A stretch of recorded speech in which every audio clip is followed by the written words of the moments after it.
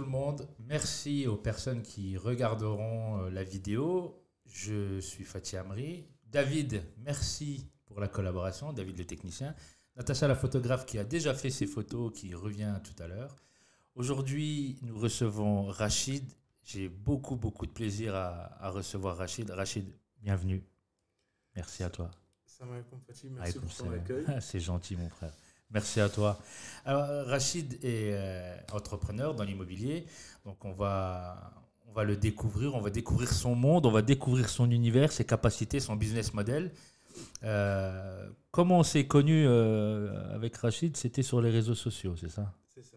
Tu as vu une émission à nous? J'ai vu en fait ton compte Insta défiler dans les propositions. Ouais. Et comme toute personne curieuse qui va chercher l'info, j'ai été savoir un peu ce que tu proposes, ce que tu faisais. Ok, cool. Ben voilà. Comme on dit, alhamdoulilah. Non, c'est bien, c'est cool. Franchement, je suis très heureux de t'avoir parmi nous. En plus, je crois que tu vis dans le sud de la France. Tu vis même pas ici, dans l'Est. Passage, c'est ça? Je suis originaire d'ici et je suis parti déménager à Montpellier. Ok, d'accord. C'est cool. Ça va, il fait bon à Montpellier? C'est très bon. Ah, j'imagine. Il fait meilleur qu'ici. Ah, c'est cool, c'est bien. Ouais, voilà, donc on s'est rencontrés sur les réseaux sociaux. Donc, Rachid est dans l'immobilier. Dans une branche de l'immobilier, il va nous faire découvrir son monde, son business model. Dans un premier temps, si peut-être tu peux te présenter aux personnes qui ne te connaîtraient pas, qui vont te découvrir sur notre chaîne pendant notre émission, d'où tu viens, où tu es né, t'as quel âge, qu'est-ce que tu as fait comme études, comment tu t'es retrouvé dans l'immobilier. On a 1 heure devant nous après pour parler de ton activité. Vas-y, je t'en prie. Alors, avec plaisir. Je vais essayer de faire assez court quand même. Alors, j'ai dépassé la trentaine. À partir de 30 ans, on ne donne plus. Ok, d'accord. On va dire 30. 33, l'âge idéal, l'âge au top. Je suis papa de 3 petits garçons, alhamdoulilah. Ah, et je suis originaire de l'Est de la France. Donc, je suis né pas très loin d'ici. Et j'ai vécu tout le temps ici, etc. Et je suis parti, j'ai eu un petit passage au Maroc, une petite coupure pendant quasiment 7 ans. Revenu vivre en France et au fur et à mesure de la vie fait que je me suis vite rendu compte que travailler n'allait pas m'amener à mon indépendance financière, à un confort de vie. Claire. Et donc je suis petit à petit, à l'âge de 13-14 ans, commencé à faire couper les cheveux, jardinage chez les voisins, voilà, essayer de gagner un peu d'argent, un peu de créer son propre écosystème. Ah, c'est cool. Jusqu'à... Très jeune déjà, c'est bien. Et jusqu'au fait, au moment où je me suis rendu compte que malgré tout ce que je pouvais faire et tout ce que j'ai vécu, j'aurais pas eu une vie présente pour mon fils. C'est à la grossesse de ma femme en fait. Ah ok. En 2015-2016. Et là, je me suis rendu compte que je ne serais pas présent en fait. Tu vois, et je ne voulais pas le reproduire ça. Ouais, clair. Et là, je suis revenu à l'immobilier. Ah ok, d'accord. Juste une question technique. David, au niveau des micros, on m'entend bien, on nous entend bien? Ça coupe pas? Ok, nickel. Ok, donc tu as pris conscience de quelque chose lors de la grossesse de ton épouse? C'est ça. Et après? Après, je me suis dit il fallait que je trouve des solutions pour gagner, alhamdoulilah, suffisamment d'argent pour avoir un confort de vie convenable, mais être présent auprès de ma femme et de mon fils. Et être un bon entrepreneur et un mauvais père, c'est pas le bon objectif. Et j'avais le modèle de mon père qui est venu en France, etc., qui a travaillé et qui faisait des fois de travail le matin, etc., et qui n'était pas là. Et qui était là qu'à l'école quand tu t'en mangeais une. Pour montrer qu'il y avait l'autorité à la maison, qu'il y avait un père qui était là pour redresser. Et je n'en veux pas parce que c'est grâce à ça que je suis devenu ce que je suis. Bien sûr. Et que moi, mes enfants, alhamdoulilah, je voulais être présent. Pour moi, c'était primordial d'être là et de ne pas être là uniquement à des occasions, etc. Et en fait, l'immobilier me l'a permis. Oui. Et alhamdoulilah, donc c'est pour ça qu'après, je voulais investir quand j'étais jeune, mais sans moyens, sans connaissances, sans rien. Et les proches qui te disent non, c'est pas bien. Oui, ça, on en a toujours. Mais encore aujourd'hui. Hein. Même aujourd'hui. Alhamdoulilah, aujourd'hui, moi, j'en ai plus. Parce que maintenant, ils me demandent plutôt des conseils que me dire c'est pas possible. Mais quand j'ai voulu me démarrer, même ma première opération. T'es fou, c'est dangereux, tu vas tout perdre, tu vas être ruiné. T'es sûr, t'es capable de faire tout ça, mais regarde dans quel état il est. Et alhamdoulilah, oui, on a fait les causes et tawakkul, et après le reste s'est fait tout seul, alhamdoulilah. Ah, c'est bien, ok, c'est bien. Alors du coup, quand tu as compris que c'était dans l'immobilier que tu allais faire carrière, par quoi tu as commencé, par où tu as commencé, avant d'arriver au business model pour lequel on te connaît aujourd'hui? J'ai commencé par acheter un premier appartement. Ok. En fait, j'étais locataire dans un immeuble Et deux immeubles à côté de moi, je cherchais à acheter. Dans l'Est ou dans le Sud? Dans l'Est. Dans l'Est. Ok, J'étais ici. ici dans l'Est. Et j'étais locataire, etc. Et en fait, j'étais avec ma femme, etc. Elle était, alhamdoulilah, on a eu l'occasion d'avoir l'enfant. Elle était enceinte. Et là, on s'est dit, en fait, on va acheter. En fait, on a les moyens, alhamdoulilah, on va acheter quelque chose. Et tu vois, le Tchawakul, je descends. Et je vois un de mes voisins, 2 blocs d'à côté, en train de mettre une affiche éclatée. Tu vois, c'est juste un gros panneau en carton avant le numéro de téléphone. Bon, Tu l'as dit, enlève là, je suis là. Enlève. C'est exactement Pas besoin de t'appeler, je suis là.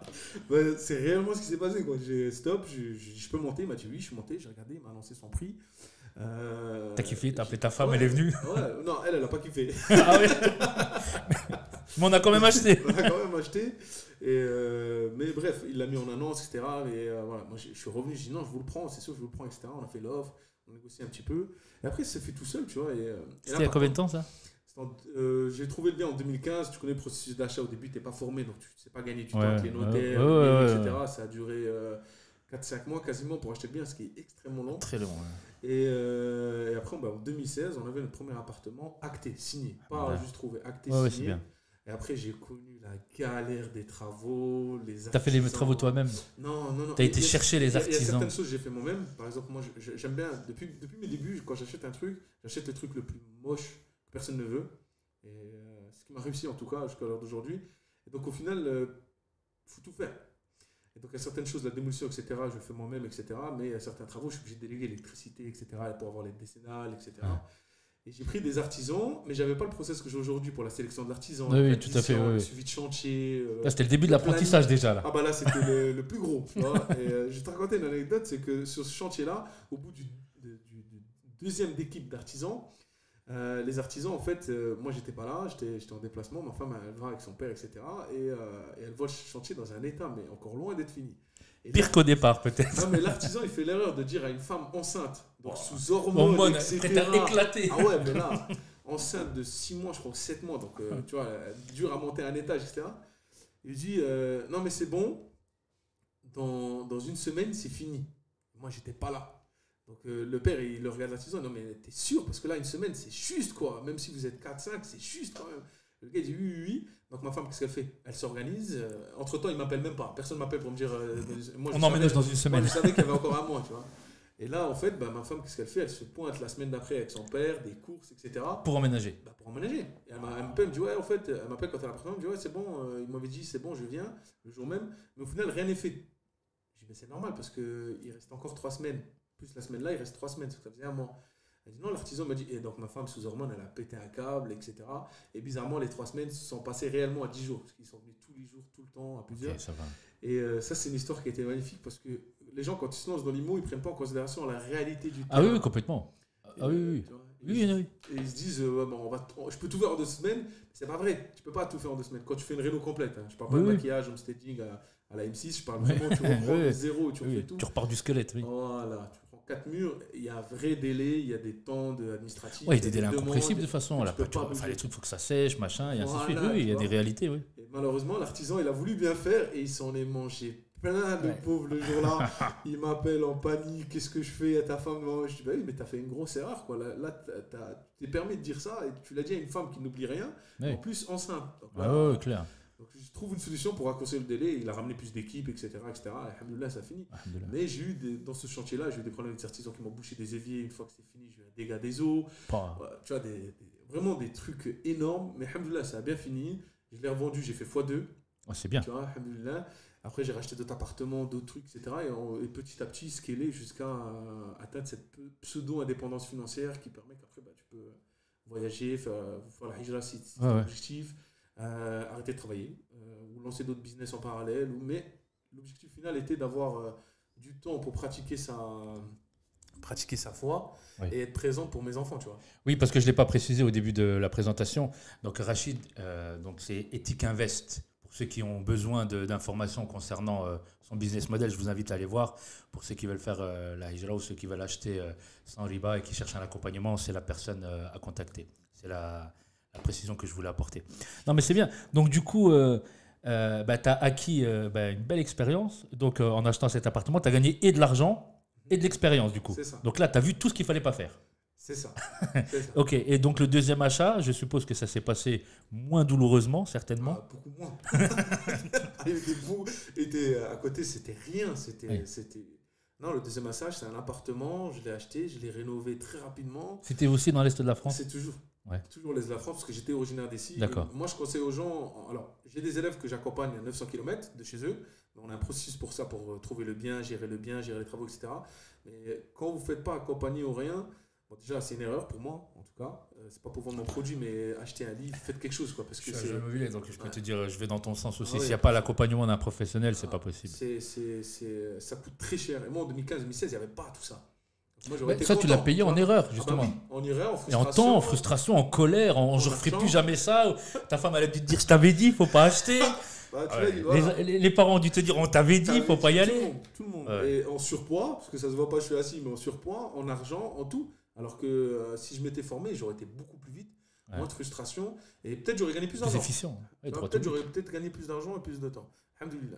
Mais alors d'aujourd'hui, moi, les gens, quand ils me disent je veux me lancer dans le milieu, j'ai investi en toi. Quelle que soit la manière tu vas le faire, investis en toi parce que ça va coûter plus cher. Est-ce que tu peux nous détailler, s'il te plaît, ou par expérience ou dans les programmes que tu proposes, qu'est-ce que tu appelles investissez en vous?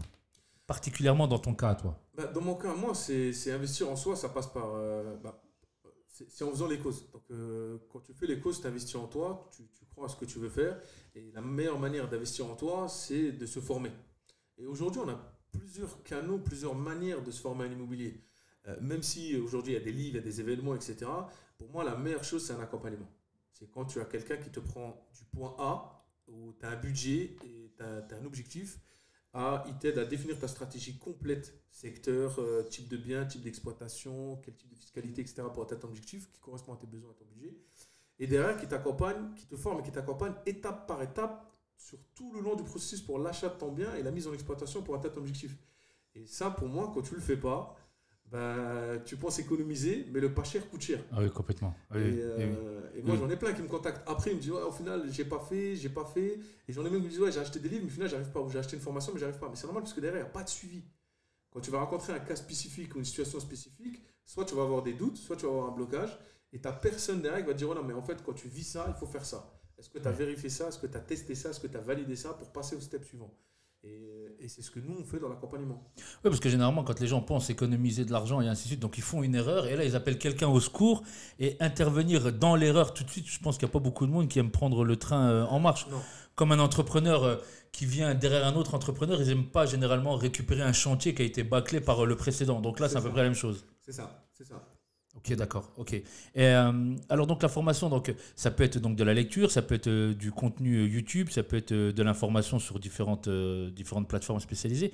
Mais toi, qu'est-ce que tu préconises particulièrement pour le primo-accédant? Après, on verra pour celui qui a un peu plus d'expérience. Qu'est-ce que tu lui conseilles? Quelqu'un qui voudrait réaliser son premier achat, par quoi tu lui conseilles de commencer? Alors, je vais aller à contre-courant parce que il y a des gens qui me disent oui, mais il y a YouTube.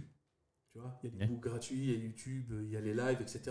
Oui, il y a du contenu sur ce genre de plateforme, il y a du contenu, il y a de quoi accroître son appétit et commencer à déguster un peu le process. Mais dans la réalité, il manque 90% des choses. Et ce n'est pas personnalisé. Il faut retenir une chose, c'est que en tant que musulman, on ne fait pas de crédit bancaire, juraire, etc., la riba. Et donc, nos possibilités sont différentes de quelqu'un qui fait des crédits. Oui. On voit l'investissement à travers un autre prisme. C'est pas avec le même levier. Non, pas du tout. Et donc, quand on a économisé pendant des fois des années pour générer 50 000, 60 000, 100 000 euros, on ne peut pas avoir le même retour que la personne qui a juste déposé un dossier et qui soulève 100 000 euros. Il faut que le bien soit hyper rentable le plus rapidement possible et que la réalisation du projet soit la plus efficiente possible. Et donc, quand il y a le contenu gratuit, je dis aux gens, au final, par rapport à vous, tout le contenu que vous voyez en général sur les livres ou YouTube ou Insta, c'est des gens qui font de la riba. Leur stratégie n'est pas adaptée à notre communauté. Oui. Et donc, au final, l'appliquer, ça va être compliqué et l'adapter à vous va être encore plus problématique. Et donc, moi, ce que je conseille, c'est que quand il y a une personne qui veut se lancer dans l'IMO, déjà investir en elle à travers un accompagnement en formation, ce qu'elle veut, mais quelque chose qui lui correspond et qui est en adéquation avec ses valeurs. Donc, n'achetez pas quelque chose à quelqu'un qui fait de la riba. Il ne vous comprend pas, il ne sait pas c'est quoi. Oui, c'est comme aller acheter un bouquin sur les investissements en crypto pour faire un investissement dans l'immobilier. C'est de l'investissement, mais de manière complètement différente sur deux produits différents. Donc là, c'est de l'immobilier, mais avec deux manières d'accéder au projet différemment. C'est ça. Et moi, quand j'ai des gens qui me contactent et qui n'ont jamais fait d'immobilier, ce qui est normalement 90% de la communauté musulmane, n'a jamais investi dans l'immobilier, n'est pas propriétaire, elle a deux possibilités. Soit elle peut faire des achats-reventes, et en France, on a la possibilité, fiscalement parlant et légalement parlant, pas besoin de dessous de table, rien du tout, de faire des achats minimum 2 sans payer d'impôt, légalement, ou elle a la possibilité d'acheter un bien, le mettre au locatif et générer des rentes sans payer d'impôt. Fiscalement parlant, en France, il y a un avantage, il y a des vraies niches. Oui, tout à fait. Oui, il suffit juste de les connaître en réalité. Donc, de l'accompagnement du professionnel, oui, complètement. Tout à fait. Et là, à ce moment-là, la personne peut, soit si elle veut exposer son épargne le plus rapidement possible, ben, elle fait de l'achat-revente et elle en enchaîne 2. Soit elle fait du locatif et là, elle peut générer un SMIC en rente nette dans sa poche à travers la location courte durée, Airbnb, Booking, etc. Et la demande, elle est énorme. Pas que... Je fais une parenthèse parce que sur la LCD, location courte durée, Airbnb, les gens croient qu'il faut faire ça à la montagne ou qu'à la mer.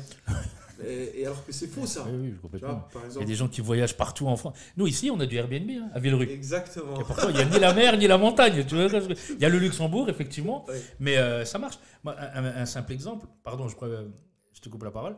Moi, je suis né dans un tout petit village. Ça s'appelle Dieuze. Pour ceux qui connaissent Dieuze, je les salue. Et ça, c'était la seconde champêtre de l'émission. Et bien là-bas, il y a de la location courte durée. C'est dans le fin fond de la Moselle. Et j'ai un contact dans l'immobilier là-bas. Et j'ai un copain qui a une société de conciergerie. Il m'a donné de la data sur Dieuze. Moi, dans ma tête, Dieuze, à part être né là-bas ou tomber en panne là-bas, il n'y a aucune raison d'y aller. Tu vois, et il avait de la data sur Dieuze. Il y avait des données. Il me dit oui, il y a un taux de remplissage là-bas, machin, patati patata. Et donc, effectivement, pour confirmer ce que tu dis, il n'y a pas besoin d'être ni à la montagne ni à la mer pour faire de la location courte durée. Et de plus, c'est que dans les secteurs-là, montagne et mer, ton taux de remplissage, il est saisonnier. Exactement. Alors que il y a d'autres secteurs de France, l'Est, Nord, il y a plein de secteurs de France qui ne sont pas très touristiques ou dépendent que du tourisme, mais pourtant leur taux de remplissage il est lissé sur l'année. Et il est plus élevé que sur le touristique. Donc le chiffre d'affaires à l'achat, c'est moins cher, mais le chiffre d'affaires, il est aussi conséquent que dans les zones touristiques, voire plus important, vu qu'il est moins cher. Donc en fait, la renta, elle est meilleure dans une zone dite moins touristique, parce que tu l'achètes moins cher, c'est moins sollicité comme secteur au départ, et tu as un taux de remplissage sur l'année beaucoup plus long et beaucoup plus grand. Voire plus élevé en termes de chiffres. C'est complètement contre-intuitif. Et ça, les gens, ils ne connaissent pas. Oui, complètement. Mais quand tu dis ça, ça paraît même illogique. On va dire, mais lui, il est fou, lui. Il dit n'importe quoi. Ça paraît même contradictoire. Parce que la LCD, ce n'est pas uniquement pour les touristes. Tu as les travailleurs détachés, tu as les gens qui redéménagent dans le secteur, tu as les gens qui viennent faire des études, des stages, etc. Il y a énormément de demandes, tu vois. Oui, tout à fait. Quel que soit le secteur. Et donc, au final, il faut juste apprendre à analyser son marché, le secteur et le type d'exploitation qui est le plus approprié pour faire le maximum de renta. Mais pour ça, il faut connaître. Et chaque secteur a, entre guillemets, sa clientèle. Pour revenir à l'exemple de Dieuze, parce que c'est le dernier en date, j'en ai parlé avec un ami. Apparemment, ce sont des voisins belges, hollandais, qui seraient la majeure partie de la clientèle. Ils viennent découvrir en fait l'Est de la France. Alors pour les plus téméraires, ils viennent en vélo. Et David, ça te choque, mais là, ils viennent en vélo. Ils viennent en vélo de Belgique, d'Hollande. Et tu sais, les vélos, les vrais vélos, les vélos qui coûtent très cher avec les sacoches sur le côté. Et ils découvrent l'Est de la France. Et apparemment, c'est une tranche de la clientèle qui cherche des locations courte durée dans le fin fond de la Moselle. Je découvre quelque chose. Voilà, et ce sont des personnes qui, en plus de ça, sont très fidèles. Parce que généralement, quand ils sont très bien accueillis, et c'est-à-dire que quand c'est propre, quand il y a la Wi-Fi, quand il y a tout ça, ce sont des gens qui réservent de nouveau. C'est-à-dire, en fait, ce sont des personnes qui reprennent le logement plusieurs fois dans l'année. C'est ça. Donc, en fait, contrairement aux vacances, à la mer ou à la montagne, où ils vont venir qu'une fois, ou en hiver pour les vacances de Noël, ou en été pour les vacances d'été, ben là, on a une clientèle qui réitère la réservation plusieurs fois dans l'année. C'est ça. Ouais. Et moi, ce que j'ai eu un moment dans mon bien, c'est que j'avais des gens qui me louaient le bien soit au mois, soit en trimestre, et qui me prenaient à l'avance. Donc, par exemple, ils finissaient leur période. Oui, ils avaient déjà booké pour les jours à venir. Rachid, nous, on revient dans 4 mois à telle date. Est-ce que tu arrives à nous le bloquer? Ok. Et donc, en fait, à la fin, tu n'as plus besoin de quoi que ce soit. Si tu es bon, tu n'as plus besoin d'Airbnb. Oui, tu n'as même plus besoin de la plateforme. C'est que ta clientèle interne qui vient créer ton commerce. Mais tu as créé ton business modèle en efficient. Tu n'as plus que la conciergerie après à gérer. C'est tout. Et c'est même pas toi qui la gère, c'était bon. Tu peux déléguer. Tu arrives à déléguer. 100% de ça, sans payer les 20-30% d'une conciergerie classique, et gérer les entrées, les sorties, automatiser le linge, bref, plein de choses que tu peux faire. Et tu t'y retrouves beaucoup plus Clair. que si tu faisais un appartement à Palavas à 150 000 € pour un studio. Ouais, clair. Ah ouais. Et puis c'est pas à côté, c'est difficile à gérer et ainsi de suite. Ouais, non, effectivement. Alors, du coup, tu as répondu à la question que je voulais te poser quand je te disais pour le primo-accédant. Donc, du coup, pour celui qui a un peu plus d'expérience, c'est pareil, c'est le même process, c'est toujours être accompagné quand même de quelqu'un qui maîtrise. Alors, je reviens juste sur le primo-accédant Ouais. pour casser une croyance, c'est Oui. que dans la Ouma, la communauté, on pense qu'il faut des centaines de milliers d'euros. Oui, alors donne des chiffres, Hein. ça c'est très parlant. En plus, les Arabes ont inventé les chiffres, donc donne des chiffres, ça va être très parlant. Je vais donner mon exemple. Par exemple, le premier bien que j'ai acheté, je l'ai acheté à peu près 72 000 € de mémoire, 72, 74, on a fait x2. D'accord. Tu vois, un peu moins de 80 000, voilà, pour faire ça. Un Ok. peu moins de 80 000, tout compris. Travaux, notaires, Frais de notaire. les galères avec les artisans, tout compris. Les courses de madame quand elle est venue. Clair, faut pas les oublier. On était à moins de 80 000. J'ai plus les chiffres exacts, 74, 67, mais à moins de 80 000, on a fait x2. Ok, Hein. d'accord. J'ai acheté un autre bien, là c'était 70, je le garde en étude de cas, donc je l'ai en tête tout le temps. Je l'ai acheté 70, à la fin de l'exploitation, je louais 1 600 € par mois en automatique. Il était automatisé à 100%, il me générait 1 600 € net dans ma poche. Je parle toujours en net. C'est de la coloc? Non, c'était Location pure? C'était location pure meublée, travailleur détaché, frontalier, qui se déplaçait, etc. D'accord. Qui me louait pendant 2-3 mois, etc. Et en fait, j'avais hésité à le mettre sur Airbnb. Et quand je l'ai mis, quand j'en ai parlé autour de moi, j'ai eu des gens qui m'ont dit non, mais moi, en fait, je cherche actuellement un bien pour 1 mois, 2 mois, 3 mois. D'accord. Et ça, c'était en 2019. Et là, en fait, j'ai découvert que je pouvais éviter la nuitée, la location à Oui, la nuit, oui. courte durée, Oui. et faire directement au mois, en faisant autant de chiffres que la nuitée, mais en ayant moins de travail. Oui, tout à fait. Oui. En Donc faisant là, un locataire, consommateur plutôt voilà. que 31. Voilà. Oui, tout à fait.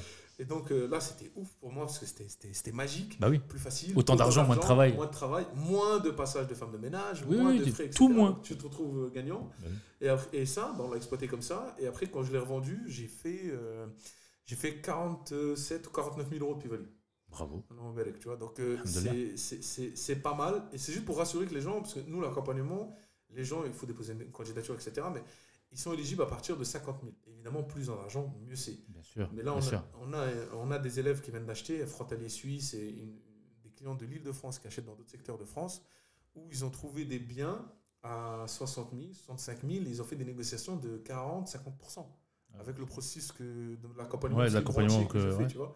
Ah, Et c'est bien. derrière, au final, ils vont se retrouver avec un projet fini à 50-60 000, qui peuvent soit louer en courte durée, mais c'est des C'est stratégies plutôt qui de la sont marge définies. déjà pour de l'achat-revente, là, quasiment. Voilà. Parce que la marge, elle est acquise à l'achat déjà. Acquise à l'achat. La bonne affaire se crée à l'achat. C'est pour Oui, ça que moi je dis la bonne affaire ne se trouve pas, elle se crée.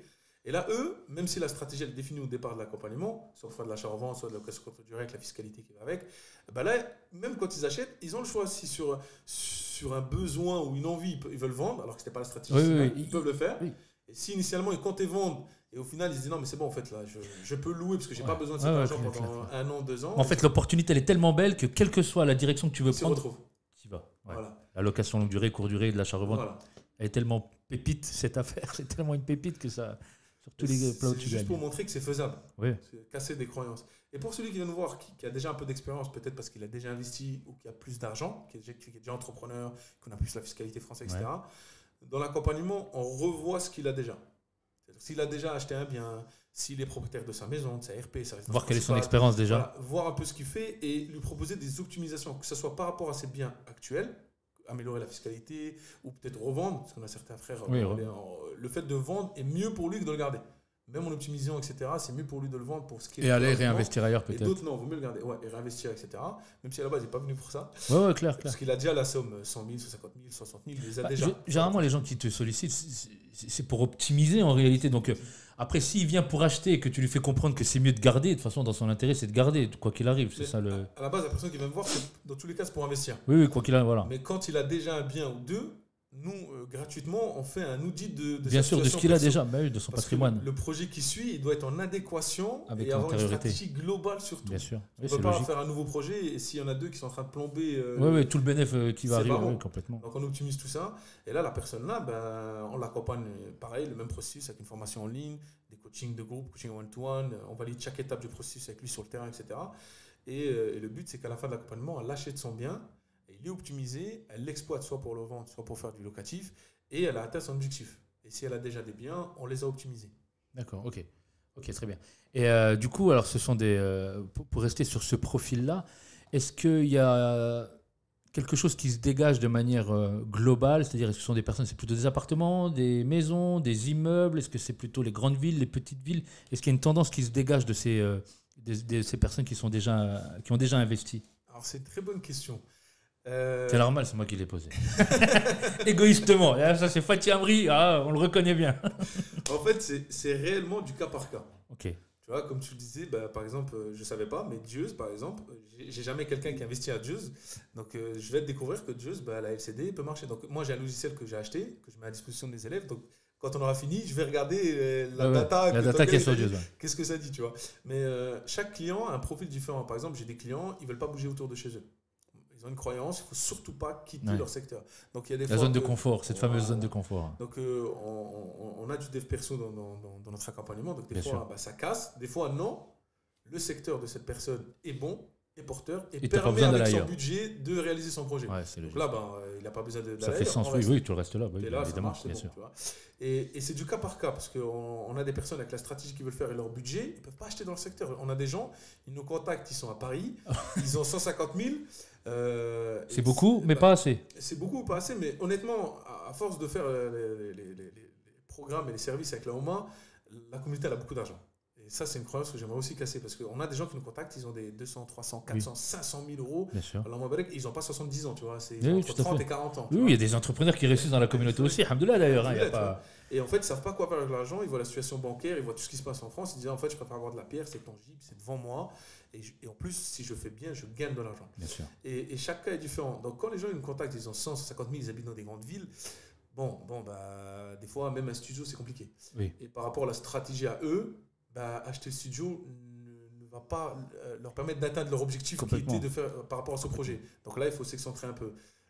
Et d'autres personnes, non, ils ont 60 000, leur secteur ou autour d'eux, le projet est faisable, bah, ils restent autour d'eux. Oui, tout à fait. Pour être très factuel, en fait, 150 000 euros, c'est même pas le prix d'un studio à Paris qui leur permettrait d'atteindre l'indépendance financière. Par contre, 60 000 euros ou 70 000 euros dans un secteur comme Dieuze, quand on parlait tout à l'heure, là, ça permet d'atteindre quelque chose d'intéressant. C'est ça. Donc, en fait, c'est intrinsèquement lié au secteur, à l'objectif, donc l'indépendance financière et la mise de départ. C'est tous les ingrédients-là dont il faut tenir compte. Et tout ça, on le fait au début de l'accompagnement. Au début de l'accompagnement, tous les élèves, ils ont un appel avec moi où on définit leur stratégie personnelle. Ouais, tu veux dire un diagnostic de la situation. Et comme ça, à la fin de cet appel, par rapport à leur budget, leur objectif et leur profil d'investisseur, ils savent où investir, quel secteur, quel type de bien, quelle fiscalité, quel type d'exploitation pour atteindre l'objectif final. Et donc, après, ils démarrent l'accompagnement en allant directement avec toutes ces informations-là, sans être noyés par tout le flux, toutes les connaissances et l'objet brillant avec les autres élèves, etc. autour d'eux. Ouais. Et du coup, alors il se peut même qu'une personne qui te sollicite, il se peut même que tu lui rendes service en lui disant ton profil n'est pas prêt à investir. C'est déjà arrivé. C'est déjà arrivé. Et les gens, ils se disent pas, ouais, mais moi je veux, et ainsi de suite. Tu leur fais comprendre clairement qu'ils sont pas prêts, qu'il y a il y a un désalignement entre ce qu'ils veulent et ce qu'ils peuvent avoir. Donc, des fois, des personnes n'investissent pas. Il se peut que. Ou c'est remis à plus tard, plutôt. Alors, plutôt remis à plus tard. Et ce qui m'est déjà arrivé, c'est que plutôt. Nous, l'accompagnement, parce qu'on fait le clé en main aussi, mais pour l'accompagnement sur le monde entier, c'est uniquement sur candidature. Donc, il faut qu'on puisse. Après, il faudra que tu nous parles de ton accompagnement clé en main. Ah, c'est très important. Mais le clé en main musulman entier, l'accompagnement musulman entier, c'est sur candidature. Il faut disposer d'une somme minimale, et il faut qu'on ait les mêmes valeurs et qu'on peut réellement t'aider.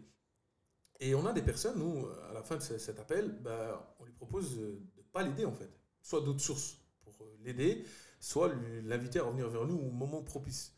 Soit parce qu'elle est dans une situation particulière où elle ne peut pas, elle n'aura pas le temps, d'investir dans son projet, elle n'aura pas le temps de réaliser l'accompagnement, soit dans une situation fiscale qu'il faut d'abord optimiser avant de venir nous voir, ou financière. Et c'est déjà arrivé, oui, il y a des élèves qu'on les refuse catégoriquement parce qu'on ne veut pas je ne vais pas être péjoratif, mais on essaie de créer une communauté autour de nous, donc on ne veut pas de pommes pourries. C'est quoi, par exemple, le profil pomme pourrie? Un rêveur. Il te dit, je te donne 50 000, je veux 50 000 à la fin du mois. Voilà, mais ce n'est pas le cas, c'est un accompagnement. Ce n'est pas un clé en main, ce n'est pas un projet participatif qu'on fait aussi. Moi, je t'accompagne et je te forme pour réaliser ton projet. Donc, c'est ton travail avec le processus que je te donne qui va me mettre Oui, tu travailles pas à sa place. Voilà, et les gens comprennent ça. Et il y en a, ils viennent me voir, ils me disent, Ouais, mais moi je veux pas. En accompagnement, je vais être rentier. Ok, qu'est-ce que tu appelles rentier? Bah, je veux gagner 5 000 € par mois. Ok, combien tu disposes au début pour démarrer? J'ai 100 000. Bon, bah là, c'est compliqué. Je suis réaliste, je suis pas vendeur de rêve, moi je suis éthique. Ça, j'en suis convaincu. Mais pardon, je te coupe la parole. Mais ça, alors là, je l'ai dit en regardant la caméra. Et j'espère que des vendeurs de formation vont se reconnaître. Tous ceux qui vendent du rêve là, et qui te disent t'as pas d'argent, t'as pas de compétences, tu veux une Ferrari, tu veux un immeuble qui te ramène 350 000 € par mois, sans argent, sans diplôme, sans rien, sans sortir de ton lit, en dormant. Achète ma formation, tu vas y arriver. Tout cela, je leur dis s'il vous plaît. Et il y a un minimum d'honnêteté intellectuelle. Arrêtez de vendre. C'est même pas du rêve que vous vendez, c'est de la merde. Arrêtez de vendre ça parce que ça déforme certaines personnes. Et malheureusement, il y a des personnes qui sont crédules, qui vont peut-être pas croire à l'entièreté du message, mais une partie du message va rester ancrée dans leur intellect et puis ça va déformer leur vision et leur projet. Donc tous ces vendeurs, tous ces charlatans, parce que c'est des charlots en réalité, hein, c'est vraiment des charlots. Moi j'ai entendu des gens qui disaient, mais sans économie, sans compétence et sans argent, donc sans compétence et sans argent, devenez rentier. C'est ça, en un an. Moi ouais, en un an. Ça fait 21 ans que je suis dans l'immobilier, et je peux vous dire que de l'argent et de l'énergie, j'en ai mis et j'en mets encore. Vous comprenez ce que je veux dire? Donc c'est ça qui me rend dingue, c'est ces vendeurs de rêve et tous ces charlots, ces charlatans qui se filment devant une voiture de location de couleur rouge ou avec un taureau pour la marque Lamborghini que je kiffe particulièrement, où il se filme à Dubaï, où c'est même pas son vrai arrière-plan, c'est un montage qu'il a fait. Arrêtez de vendre de la merde concrètement et voilà, c'est tout. Je voulais pousser un coup de gueule ce matin, ça m'énerve. Et le pire, c'est que tout ce genre de vente de personnes ne correspond pas à ce qu'on fait. Ouais. Il y a des gens de la Ouma qui se font avoir par ça. Ils rentrent dans la dunya, vouloir avoir la grosse voiture, croire que c'est faisable, qu'en un seul bien, je peux machin, etc. Et au final, quand ils achètent la formation à 1 000 €, 2 000 €, j'en sais rien, ben, elle n'est pas adaptée à eux. Il n'y a pas de support, il n'y a pas d'accompagnement. Et il n'y a pas de stratégie derrière, il n'y a pas d'étude de cas, il n'y a rien. Et au final, ils te rappellent quelques mois après ou années après, tu vois, en fait, j'ai pas réussi, comment on fait? Oui. Et là, moi j'en ai qui intègrent mon accompagnement, alors qu'ils ont déjà acheté 1, 2 formations, ils ont déjà été à des séminaires, des livres. Mais au final, dans la pratique, ils arrivent à rien faire parce que ça ne correspond pas. Mais en fait, ces vendeurs-là, les gens, tous ces charlots là qu'on voit sur les réseaux sociaux, pour moi, ce n'est pas des formateurs, ce sont des vendeurs de formation. C'est des marketeurs. Ouais. Le mec, ils vend une formation. Alors en plus de ça, la malhonnêteté intellectuelle de certains, ils vont piocher un petit peu chez tel formateur, un petit peu là-bas, un petit peu chez toi. Il se fait une salade. C'est ça. Un peu de marketing autour, 3 selfies au bord de la Tour Eiffel, enfin au bord de Seine, et il te met un prix 997 €. Enfin bon, tous les prix un peu intellectuels et psychologiques, et il te balance ça sur les réseaux sociaux. C'est ça. Et c'est du vent. Creux, vide. C'est honteux. C'est du vol, hein. Moi j'appelle ça du vol. Sincèrement. Pardon, on fait une pause? Oui. Allez, on va faire une pause. David, allez, à tout de suite.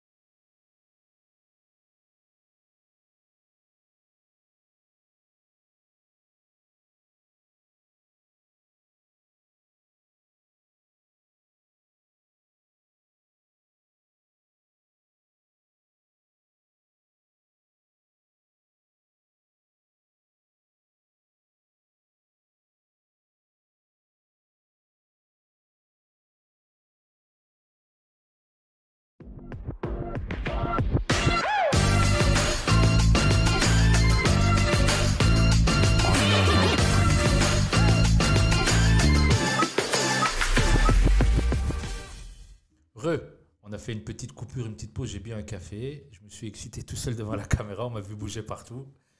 Mais bon, je me suis maîtrisé, hein, parce que je savais qu'on était filmé. David, merci encore une fois pour ton intervention.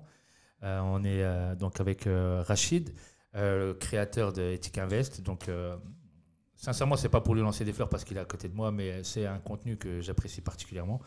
Donc, c'est avec grand plaisir qu'on reprend l'émission, donc la deuxième partie. Donc, après sa présentation, Rachid nous a expliqué un peu son accompagnement, la qualité de son accompagnement, comment il est arrivé dans le métier. Donc, c'est une vraie expérience acquise par de l'apprentissage et par des étapes par lesquelles il est lui-même passé, donc ce qui légitime largement son intervention et son accompagnement. Il était en train de nous donner différents profils de personnes qui avaient besoin de son accompagnement. Là, Rachid, si tu peux éventuellement nous détailler ce que tu proposes, quelques propositions d'accompagnement, peut-être les deux. Enfin, choisis celle que tu veux dans tes produits. Je te laisse la parole. Je te remercie. L'accompagnement muslim rentier, c'est l'accompagnement qui dure 6 mois. C'est celui sur lequel on parlait. D'accord, 6 mois. Ok. Et pendant 6 mois, en fait, on fait l'appel de démarrage pour la stratégie perso. Et ensuite, pendant 6 mois, la personne elle est formée avec un espace en ligne, une formation e-learning. Ah d'accord, ok, très bien. Elle a accès à tous mes outils pour faire l'analyse de marché, calcul de rentabilité, l'estimation des travaux. Elle a accès à 100% de mon process. Les outils aussi que j'ai créés, que j'ai achetés, parce qu'on n'a pas payé des licences à l'année pour certains produits, pour avoir la data, par exemple, pour le Airbnb. Ouais, c'est très bien. Pour savoir est-ce qu'un produit, on peut faire un achat-revente avec une bonne plus-value, etc. Bref, tout le process de A à Z. Et l'accompagnement dure 6 mois. Le but, c'est que pendant les 6 mois, cette personne soit formée en immobilier, réalise son projet, et qu'ensuite, elle a les outils pour répéter les opérations. Ouais, c'est ça, il faut scaler le truc après, c'est ça. C'est pour on ne lui donne pas du poisson, on lui apprend à pêcher, comme disait le fameux adage. Ce qui n'est pas bon en marketing. Oui, tout à fait. Oui. Et en business, tout à fait. C'est pas bon. Normalement, tu dois marier la personne, elle doit revenir vers toi à chaque fois qu'elle a besoin. Moi, je ne voulais pas ça, je ne voulais pas ce process. Je considérais que ce n'était pas éthique. Et je préfère que la personne fasse chaque opération, elle fasse une première opération avec moi, elle se forme, je l'ai accompagné chaque étape du processus. À travers les visites, les échanges, la négociation, bref, tout le processus, les travaux, etc. Et après l'accompagnement, elle a acheté son bien, elle l'exploite, soit elle l'a vendu, soit elle met en location. Et derrière, le jour, Inch'Allah, où elle a les moyens de répéter l'opération, plus ou moins équivalente, elle n'a besoin de personne. Et elle peut partager son savoir avec ses proches. C'est en général ce qui arrive dans leur Oui, tout à fait. Ouais. Par contre, tu peux venir me voir pour faire autre chose. Un immeuble, une construction. Oui, du coup, c'est plus le même apprentissage. En fait, c'est très ponctuel, c'est très précis. C'est ça. Et c'est l'objectif final de ça, c'est de permettre à la Oumma de s'émanciper grâce à l'immobilier. Et c'est réellement ce que j'essaie d'apporter. C'est une bonne cause, c'est une bonne cause d'enrichissement. Alhamdoulilah. C'est bien. Et la deuxième partie de Ethic Invest, c'est à travers le clé en main. Et le clé en main, c'est l'inverse, c'est du done for you. Ce n'est pas la personne qui va faire le processus de son côté, même si je l'accompagne, je valide avec chaque étape encore une fois, elle n'est jamais toute seule. Là, c'est l'inverse. C'est moi qui fais tout le processus avec mes équipes. Pour la personne. Pour la personne. Et il y a toujours l'appel de démarrage au début, pour savoir par rapport au budget, le profil d'investisseur, type de bien, exploitation, etc. Pour définir les prérequis. Voilà. Et à partir de là, on va chercher le bien, le secteur qui correspond, le type de bien qui va respecter la stratégie et l'objectif final. Et on ramène le projet sur un plateau, jusqu'à la livraison du projet fini, travaux finis. C'est-à-dire que la personne en fait, vous sollicite, décide de choisir cet accompagnement-là. Vous mettez à plat toutes les données du profil. C'est ça. Et vous voyez en fonction de ça où, quoi, comment. C'est ça. Vous lui trouvez le bien, donc avec les outils dont vous disposez pour calculer la data, la rentabilité ou l'achat-revente. C'est ça. Vous lui en parlez. C'est ça. Il visite, il signe, vous lui faites les travaux. C'est ça. Aménager l'intérieur, décorer, peinture, M6, homestaging, tout. Du vrai par contre. Du vrai. Du vrai. Pas de maquillage. Et jusqu'à la manière de rechercher le locataire, éventuellement, où vous lui donnez les infos pour trouver le locataire, et lui cherche le locataire. C'est ça. Nous, en fait, on fait le processus quasiment A à Z jusqu'à la remise de la livraison des travaux. Travaux D'accord. finis. Appartement après. Donc lui, en fait, il vient juste en spectateur du chantier. Et il voit l'avancée et l'amélioration. C'est ça. Et nous, ce qu'on fait, sur le marché, on est seul à le faire, c'est que on laisse déjà c'est le client qui est décisionnaire de tout. Voilà, mais c'est important. Oui, de le redire. Oui. Il y a des, oui, ils perdent pas leur liberté de décision voilà. Et autres. Oui, tout à fait. Nous, en fait, on soumet des projets sur un plateau où on a analysé la plaquette. Il y a l'analyse du projet, du secteur, l'optimisation, le coût du bien, les travaux, le rendement, la plus-value possible. Il y a tout qui est expliqué sur la plaquette. Et si je te la présente et tu me dis Rachid, j'y vais, on valide une visite. Où on a des clients, par exemple, je prends un cas exceptionnel, on a des clients qui sont à l'étranger, mais très loin, même pas en Europe. Et ben là, en fait, pour la visite, c'est compliqué. Ouais. Donc c'est la visio, tu te déplaces, c'est toi qui filmes, ou quelqu'un de ton équipe. Et soit il y a la signature à distance qui se fait du compromis, oui. Et entre-temps, il va faire la visite et on met une clause dans le compromis. Soit tout simplement, la personne, avec le processus qu'on lui a mis en place, est OK, elle est OK sur tout, elle signe, elle achète, et elle découvre, c'est arrivé 2 fois, la personne a découvert le bien quand elle a eu les clés le jour authentique. Donc là, c'est confiance totale. C'est confiance totale. Il y en a, on l'a eu 2 fois, les autres, en général, c'est l'inverse, on fait tout le processus de A à Z. Quand je présente le projet sur un plateau, la personne me dit oui ou non, donc 95% c'est oui. Et là, à ce moment-là, on fait la contre-visite ensemble.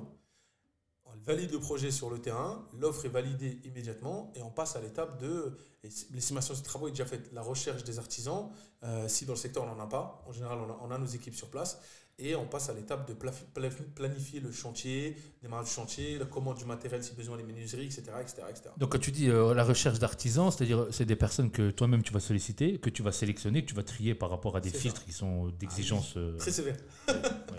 Oui, tout à fait. Et alors ensuite, une fois que le chantier commence... Excuse-moi, je me permets de te couper. C'est que même là, cette étape-là, le client, c'est déjà arrivé, surtout dans la communauté, il me dit non mais en fait ça je vais le faire moi. Ça c'est mon cousin qui va le faire. Ça, coup de peinture c'est moi que... Tu vois, et alors au début, mon process n'était pas aussi avancé, donc je laissais un peu libre. Sauf que j'ai eu des cas où les personnes revenaient vers moi après. Donc en fait, nous on faisait par exemple la partie travaux, des fois on ne la faisait pas du tout. J'avais 2 formules, avec ou sans travaux. Et certaines personnes, je ne faisais pas les travaux, ils devaient les faire eux-mêmes. Ouais. Mais revenaient vers moi 6 mois, 1 an après, me dire en fait, écoute, ça n'avance pas, c'est une catastrophe. Est-ce que tu peux revenir, s'il te plaît, Paul et là, tu reviens à ce qu'on disait tout à l'heure, c'est le mec qui récupère le chantier derrière quelqu'un. Voilà, on revient, mais sauf que je suis sincère avec toi, ça pique. Bah oui. Et là, la personne, elle regrette, me dit j'ai reçu. Et donc là, ce qu'on a fait, à part cas exceptionnel. Ouais, le framework, vous sortez plus de ce cadre-là. On sort plus, sauf si le frère ou la sœur sont réellement dans la réno, ils ont réellement quelqu'un. Et on leur conseille, ok, si tu as vraiment quelqu'un de fiable et que tu es sûr de lui, ok, on peut soustraire la partie travaux. Ouais. Mais notre formule, normalement, il n'y a plus la soustraction des parties travaux. Par contre, quand on soumet les artisans, les équipes, etc., la personne, elle a son mot à dire. Elle peut me dire non, moi je préfère pas lui, je préfère lui. On l'invite au rendez-vous de chantier, au rendez-vous avec les artisans avant le chantier pour valider les artisans. On fait des visios, etc. Il y a des réunions. Il y a tout un process qui fait qu'elle a toujours quelque chose à valider ou non. Oui, avant de passer à l'étape suivante. Il y en a, ils nous font une confiance totale. Vas-y, je te laisse. Ils me disent non, moi c'est bon, tu me fais juste des pré-rapports à la fin à chaque fois et c'est bon, c'est ok, je te fais confiance. Et il y en a qui disent non, moi au début je préfère quand même être là. Et je comprends. Je dis ok, au début pas de problème, tu assistes avec nous. Oui, des cours. Si on a des clients à Riyad pour le plus loin, ok, on fait un visio en fait. Tu vas pas venir juste pour une réunion qui va durer 2 heures, on fait un visio. Tout le monde est présentiel, mais toi tu es en visio sur écran, etc. Et on te présente tout, on te montre tout avec l'architecte d'intérieur, bref, tout le processus. Et tu valides avec nous. Et on a d'autres, c'est open bar, ils nous font confiance et à la fin, alhamdoulilah, ils valident tout, tu vois. C'est cool. Franchement, c'est bien. Mais ça, je pense que ce genre d'accompagnement, on le retrouve un peu partout. C'est cet esprit coaching, en réalité, coaching et délégation de ce qui est très chronophage et de ce qui est très énergivore. Moi, je pense que ça a de l'avenir et ça fait sens encore plus dans l'immobilier où tu ne peux pas te tromper, tu ne peux pas te permettre de faire preuve d'amateurisme. Ça, c'est déjà la première chose. Et où l'économie, la pseudo-économie que tu penses faire peut te coûter horriblement cher en temps et en argent. Exactement. Tu as peut-être des anecdotes d'ailleurs à ce sujet, non? Je reviens toujours à la phrase le pas cher coûte cher, tu vois. Ouais, clair. Et je vais t'en donner des anecdotes. Fais-nous rigoler. Je t'ai donné celle de clients qui ont voulu faire seul et qui sont revenus vers moi. Et quelle anecdote je peux te donner, moi? Là, par exemple, je suis en plein chantier, tu vois. J'ai validé les artisans, j'ai respecté mon process, nickel, tu vois. C'est un chantier que je faisais à 900 km, je suis à Montpellier, le chantier il est là. C'est un chantier de 250 mètres carrés, donc on ne parle pas d'un studio, d'un F2, alors on va aller. Il y y a de l'extérieur à faire, de l'aménagement extérieur, il y a une toiture, bref, c'est vraiment 4 murs et tu repars à zéro. Ouais, ok. Tu vois. Moi, j'aime trop ça. Ouais. Il y en a, ils ont peur de ça. Moi, j'aime trop. Plus c'est tout, plus mieux j'aime. Et on n'est pas obligé de tout faire pour. Oui, c'est faire peur aux challengeant, gens, c'est bien, tu c'est vois. du défi. Ah, mais j'ai pas envie de faire peur aux gens qui se disent ouais, mais en fait, à chaque fois, il faut que ça. Non, on a des fois où en fait, on fait juste un upstaging réel Ouais, ouais. avec juste une salle de bain, changer les fenêtres, etc. Et ça va assez vite et c'est bien. Mais dans mon cas, moi, j'achète le truc que personne ne veut. Tu vois, il faut qu'il y ait des pigeons morts. Il faut que... c'est Un cadavre dans le poteau. c'est la réalité parce que personne ne veut de ça. Bah oui. Et il y a très peu de concurrents. Et généralement, là, tu fais des bonnes J'arrive propositions. à 40-50% Ouais, de bah négo, oui, tu bah vois. oui. Donc, Ouais, alhamdoulilah, là, oui. la plus-value, elle est là déjà à l'achat, tu vois. Mais oui. Mais Après, pour tu autant- maquilles un peu la mariée, elle est toute belle.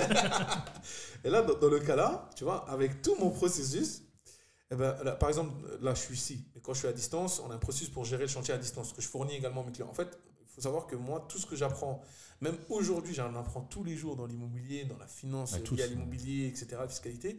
Tout ce que j'apprends avec mes partenaires ou sur le terrain ou avec mes projets ou ce qu'on fait pour nos clients, je le transmets directement à mes élèves C'est à bien. travers ma formation Ah, mais c'est bien, e-learning c'est bien. et les coachings, tu vois. Parce que dans mes coachings, il y a des intervenants, notaires, fiscalistes, etc. Et toi, Inch'Allah, si tu veux venir, tu Inch'Allah. fais. J'en profite pour faire une demande en direct. Merci. Mais, Ah pour bah aller- attends, j'accepte ta demande.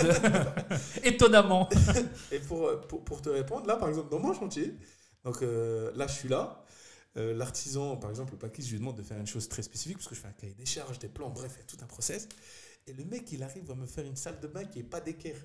Donc le carreleur, il carle et il m'envoie une vidéo. J'ai le carrelage et j'ai le mur, il est là. Et il m'a même dit, Rachid, comment on fait? Je dis, bah, comment ça, comment on fait? C'est d'équerre. Il me dit, non, c'est pas d'équerre. Donc c'est des choses que tu peux gérer à distance Oui. ou en présentiel, tu vois. Mais c'est plein de petits couacs qui fait que si tu ne le sais pas, ou tu n'es pas assidu, Ouais. ou tu n'as pas un process à distance sur place, ben on va te le maquiller. Ouais. Et la carreleur et l'artisan ont pu se mettre d'accord ensemble, plâtrier, Ouais. et ils auraient juste mis un bout de carrelage. Tu vois, ce qui Oui, aurait oui, tout été à fait. horrible. En plus, c'est la Oui. partie la plus visible de la salle de bain. Ouais. Je mets du carrelage en marbre, c'est 40 balles le mètre carré. Ouais. Je fais du haut de gamme, donc ça aurait été affreux. Ouais. Tu vois, Ouais. sur la plus-value. Oui, c'est voulue, une agression visuelle. ah ouais, c'est pas bon. Et là, le fait que je sois là, ben voilà, je vais direct sur place, ou même à distance, j'aurais pu le faire. Parce que j'ai un process avec des calls en visio une fois par jour, des vidéos à chaque fois sur chaque Ah, c'est bien, étape c'est qu'ils très font. processé. Tu Ça, vois. c'est très rassurant. J'attire l'attention là-dessus aux personnes qui souhaiteraient faire appel du coup, au service de Rachid. Depuis tout à l'heure, j'entends, c'est très détaillé. J'entends cahier des charges, j'entends process, j'entends régularité dans l'agenda. C'est très rassurant. Donc, je pense qu'on peut y aller le cœur léger. Je te remercie. Barakallahu fik. Barakallahu. Pour aller plus loin, par exemple, tu vois, et là, il règle tout de suite. Et dans le process, nous, ce qu'on a fait, c'est qu'on fait un groupe privé, par WhatsApp, Telegram, Ouais. avec tous les artisans. D'accord. Oui, on peut vois. échanger directement Voilà. sans qu'il y ait de perte dans la communication. Voilà. En fait. Et en fait, ça évite que toi, tu m'envoies un message à moi. Oui, que tu moi, je dois retransmettes à retransmettre l'autre. au carreleur. Et puis, comme tu l'as compris comme ça, tu vas l'expliquer comme Non, ça. les gars, parlez entre vous dans le groupe. Oui. Ça fait que moi, je perds moins de temps, Oui, oui. tu vois, à tout vous Oui, échanger, c'est tout plus voir. fluent, c'est plus, Et comme ça, ils efficient. changent tout le temps ensemble, ils gagnent du temps. Et moi, vraiment, je viens quand ça va pas du tout, il y a un gros couac, ou qu'il y a une incompréhension entre les deux et qu'ils jettent la responsabilité. Tu vois. Ouais, ouais. Là, t'as intérêt pour Et, trancher. et là, par exemple, bah, le même chantier, le carreleur, et c'est trop bien, parce que le carreleur que j'ai validé, il a déjà fait des maisons, etc. Bref, et il vient, j'arrive un matin, là, à 8h, et je vois, il casse des carreaux qu'il a posés la veille. Je dis, qu'est-ce que tu fais? Il me dit, ça va pas. Je fais, qu'est-ce qui va pas? Parce que tu les as posés hier. Qu'est-ce qui ne Ouais. peut pas aller? Il me dit, moi, j'aime pas. Je dis, mais c'est pas toi qu'il faut pas que ce soit toi qui aime. C'est donc moi qui aime. En plus, j'ai même pas vu, t'as cassé. Hier soir, je suis parti, t'avais fini. Entre-temps, je suis pas venu exceptionnellement contrôler. Je vais pas revenir 10 fois dans la journée, ça sert à rien. Moi, je conseille aux gens pour un chantier, essayez d'y aller minimum 2 fois dans la semaine. Et après, Ok. si vous êtes dans le secteur, essayez d'y aller tous les Ouais, 3 tous les- 4 fois. Ça dépend encore une fois la taille du chantier. Oui, de ce qu'il y a à faire dedans aussi, oui. Si c'est juste de la peinture, ça va d'aller Oui, bah oui, plusieurs clair. fois dans la semaine et ça sert strictement à rien. Mais dans le cas là, il a cassé, il me dit que lui, il aime pas. Et je comprenais pas. Il me regarde, il est à genoux, il me regarde, il fait, mais Rachid, si moi déjà j'aime pas, toi comme tu es perfectionniste, Comment tu vas supporter le truc? je préfère refaire avant que tu vois. Ouais, bah, c'est pas mal. Et il me dit, Ça donne une idée de l'exigence, c'est de bien. l'exigence et du professionnalisme du carreleur. Ouais, tu vois. c'est bien, c'est bien, c'est bien. Et pareil pour le plaquiste là. Le plaquiste, il a toujours son équerre. Depuis le couac là de la salle de bain Ouais. qu'il y a eu une semaine, il a son équerre et là il sait qu'il faut la dégainer tout le temps.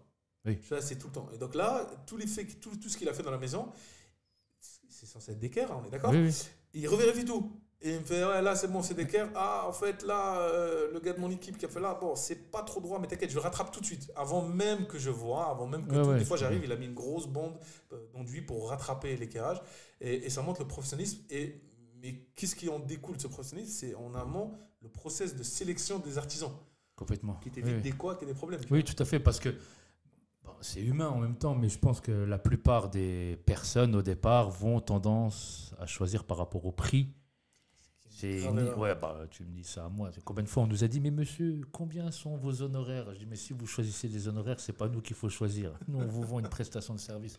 Mais oui, malheureusement, certaines personnes vont avoir tendance à choisir 2 devis ou 2 prestataires par rapport à la petitesse du devis, ce qui est une erreur à mon sens, parce que quand tu vois le résultat, bah, c'est le résultat de la petitesse du devis. Et ça, c'est dans le meilleur des cas. Dans le pire des cas, il faut tout enlever pour tout refaire. Et là, le pas cher coûte cher. Voilà. Et je vais revenir à un truc, c'est qu'un agent IMO, en tout cas, bah, je pense que c'est ton cas, tu le mets devant sur ta vitrine. Les gens, quand ils font appel de toi et dans l'immobilier, c'est un changement de vie. Ils vendent pour déménager, pour s'agrandir, pour quitter la région.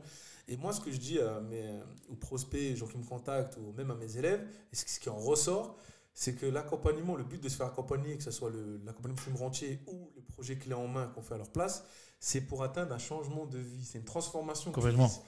Donc tu peux pas. Si tu n'es pas prêt à miser sur toi, tu peux pas. Mais oui. Donc, je peux pas t'aider. Et des quoi comme ça, j'ai des amis qui a posé un carrelage chez lui, imitation marbre, à 13 € le mètre carré. Il a payé un gars 14 € le mètre carré la pose.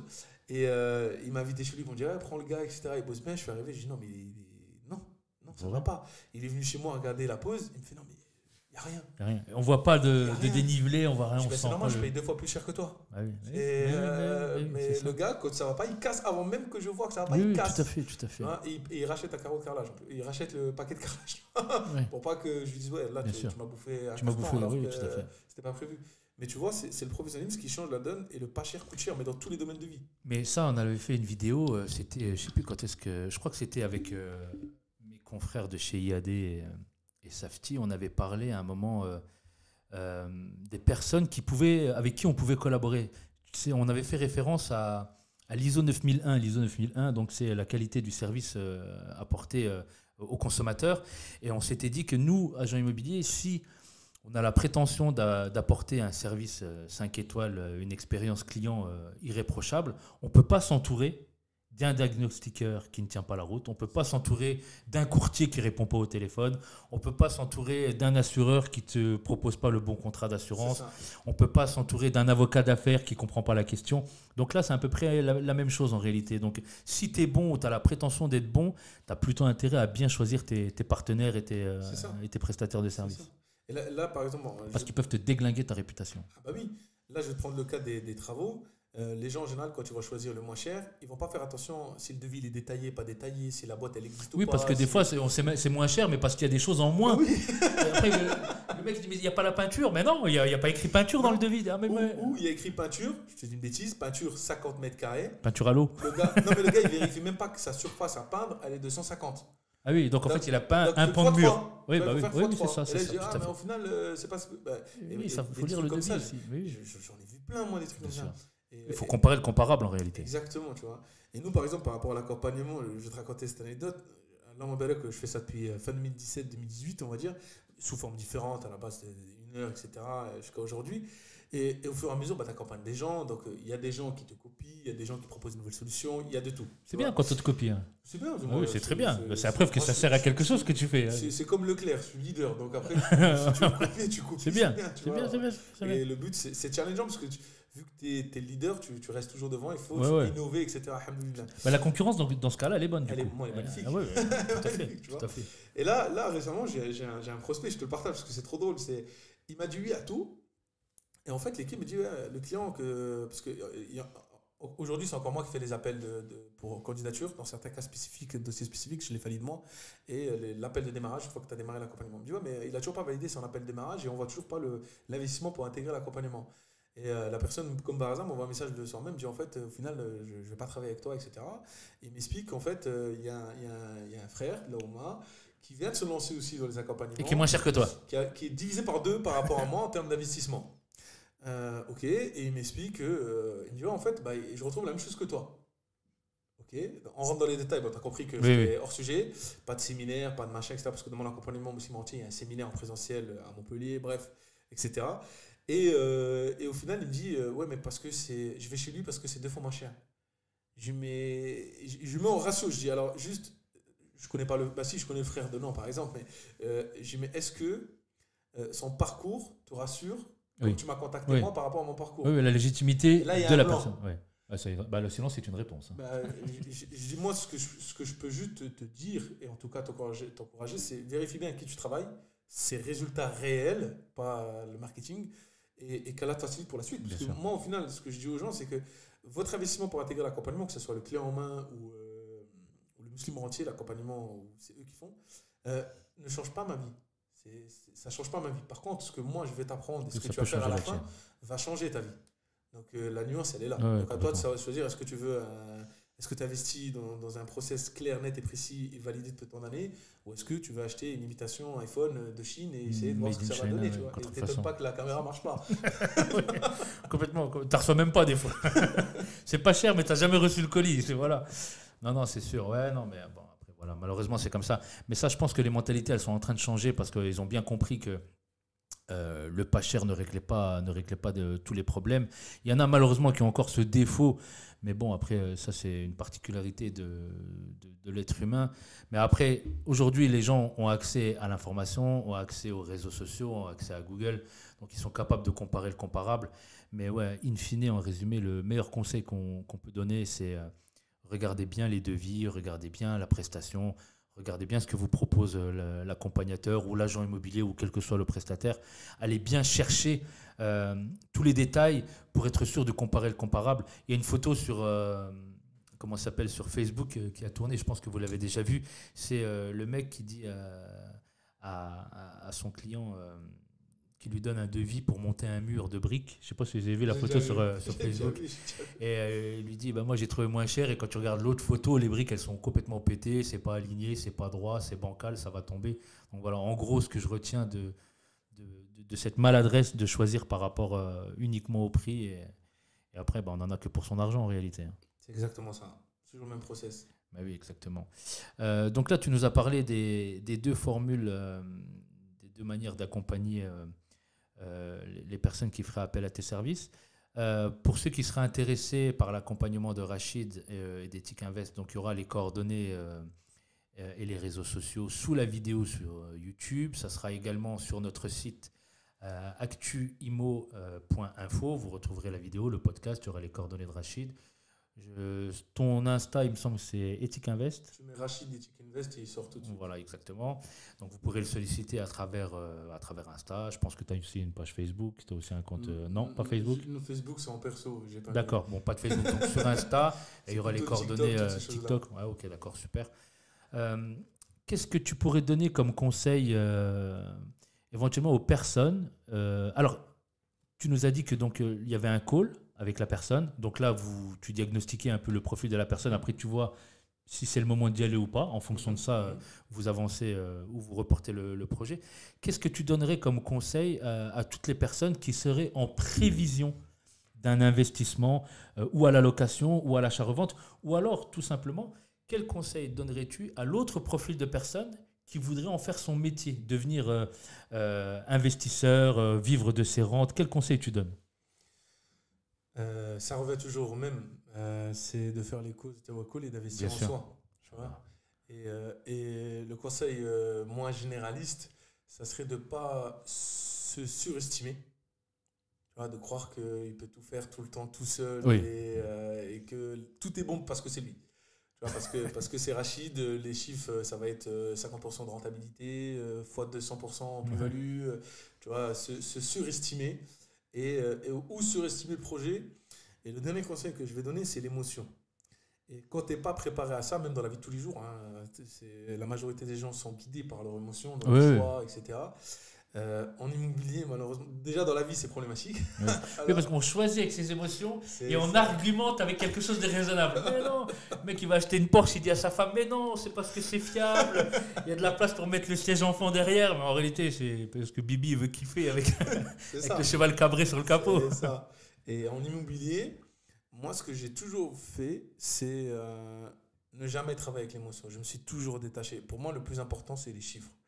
Et je me suis toujours détaché de l'émotionnel. Parce que sinon, il y a des choses que j'aurais jamais acheté parce que c'était tellement. Le dernier bail que j'ai acheté, il y a des pigeons morts. Le papy, je crois qu'il était décédé dans la cuisine. Tu vois, si tu restes dans l'émotion, c'est trop gore, c'est trop machin, t'achètes pas. Alors que le truc, il va faire x2. Et alhamdoulilah. Mais je vois trop de gens, même certains de mes élèves, que parce qu'on a le suivi étape par étape après des coaching one-to-one de groupe, etc. Quand tu me parles de leur projet, il n'y a rien de factuel. Et alors qu'ils sont. Il te dit, j'ai envie d'investir dans cet immeuble parce que c'est plein sud, vu sur le là, c'est près de chez ma grand-mère, je vois là, j'ai grandi là-bas, j'étais à l'école là-bas et tout. Et quand on rentre dans les chiffres et dans l'analyse réelle, avec les outils qu'on a Muslim entier, on est proche de zéro. Il est pas bon. Ouais. Et là, il prend c'est l'ascenseur émotionnel, tu vois, c'est monté. Et là, dans 99% des cas, voire 100, le mec dit non, mais c'est bon, en fait, je décroche. Et c'est une leçon, tu vois. Mais ceux qui ne se font pas accompagner, malheureusement, autour d'eux, personne n'est expérimenté pour leur dire. Et ils vont acheter sous le coup de l'émotion. Et ils vont tout faire sous le coup de l'émotion. Même la rénovation, moi, ce que j'ai déjà vu autour de moi, c'est que des gens, ils achètent pour du locatif ou pour de la revente, mais ils font comme si c'était pour eux. La maison de leur rêve, l'appartement de leur rêve. La peinture, le machin, la cuisine équipée comme il veut. Voilà. Et au final, quand tu revends, il n'y a rien. Vraiment, pour amortir la cuisine, il te faut 10 ans. Tu vois. Et donc, vraiment maîtriser l'émotion. Et l'investissement immobilier, et je pense que tu vas être d'accord avec moi, c'est que l'investissement immobilier, le vrai investissement immobilier, hein, pas location nue, etc., éclaté, le vrai investissement immobilier, c'est la même chose qu'une société. Il faut le voir comme une société. Toi, tu es au milieu, tu as plein d'intermédiaires autour de toi, et tu dois gérer avec tout le monde, et tu dois gérer le bien et ton business, parce que c'est un business l'immobilier, que ce soit du achat-revente ou locatif, c'est un business, et tu dois atteindre un objectif que tu t'es fixé au départ avec une somme donnée au début, avec un temps imparti, etc. Tout à fait. Et il faut le voir comme un business, pas juste une lobby, etc. Parce que ça ira pas. Il va y avoir un problème à un moment ou un autre. Là, en réalité, il faut voir le projet comme quelque chose. Une fois que tu l'as acheté et que tu l'as mis en location, il ne faut pas se dire que c'est fini. Il faut dire que c'est là que ça commence. Il ne faut pas en faire un objectif. Ça doit être juste un intermédiaire dans l'objectif. C'est-à-dire acheter, décorer, rénover, mettre le locataire, ce sont des étapes dans l'objectif. Et l'objectif, c'est de le rendre rentable dans le temps. C'est ça. Et les gens confondent bien souvent l'investissement, enfin, il est mal compris en se disant j'achète, je mets mon locataire dedans, c'est fini. C'est ça. Et on ne comprend pas que le locataire va l'appeler pour te dire la chaudière, ça ne chauffe pas l'eau, la porte ne s'ouvre pas. Voilà. Il ne va pas comprendre. Non, moi je m'en fous, j'ai acheté pour que ça rentre, ça ne me regarde pas la chaudière. Mais non, mais la chaudière, c'était avant d'acheter qu'il fallait constater l'état de la chaudière, demander le contrat d'entretien et ainsi de suite. Ouais, effectivement. Donc, et moi, j'avais fait une vidéo d'ailleurs à ce sujet. J'avais clairement expliqué que l'immobilier, c'est pas facile. Encore une fois, je reviens à ces vendeurs de rêves. C'est pas facile. Je me rappelle, il y avait un jour, j'avais vu une vidéo, il y avait un mec qui disait c'est pas parce que tu as vu un promoteur construire un immeuble que tu es capable de faire la même chose que lui. C'est ça. Il y a tout un process derrière, un cahier des charges, une préparation mentale, financière, personnelle, économique. Il y a toute une préparation qu'on voit pas. Et ça, tu ne peux pas l'improviser. Et si tu l'improvises, tu vas prendre des claques. Je prends l'exemple suivant. C'est comme prendre le Rubik's Cube. Quand tu l'achètes, donc toutes les faces sont faites. Pour t'amuser, donc tu vas le mélanger. Et tu dois refaire le Rubik's Cube. Je peux vous jurer que si tu n'as pas l'algorithme dans l'ordre chronologique pour atteindre les faces réalisées, tu vas y laisser quelques gouttes de sueur. L'immobilier, c'est exactement la même chose. Si tu ne fais pas les choses dans l'ordre, avec une chronologie, avec le temps imparti nécessaire, tu vas te gaufrer. Et c'est pour ça qu'on voit plusieurs émissions à la télé ou à la radio où ça titre avec des titres très émotifs, du cauchemar, enfin à la place du rêve, on vit un cauchemar. Le cauchemar de l'immobilier. Il y a plein d'histoires, il y a plein d'émissions, sans aucun doute, Julien Courbet, machin, qui prouvent bien que c'est pas facile, qui prouvent bien que même acheter avec une petite expérience, ça ne suffit pas. Parce qu'aucun achat n'est similaire au précédent, aucun projet n'a d'équivalent.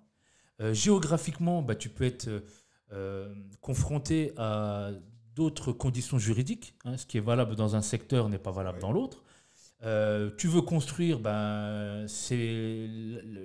l'urbanisme dans une commune n'est pas la même que dans l'autre. Donc à chaque fois, il y a des particularités, à chaque fois, il y a des spécificités. C'est où tu le sais, où tu vas l'apprendre de la manière forte, où tu te fais accompagner. Mais il faut arrêter de croire que l'immobilier, c'est facile, parce que si l'immobilier, c'était facile, déjà d'une, tout le monde en ferait.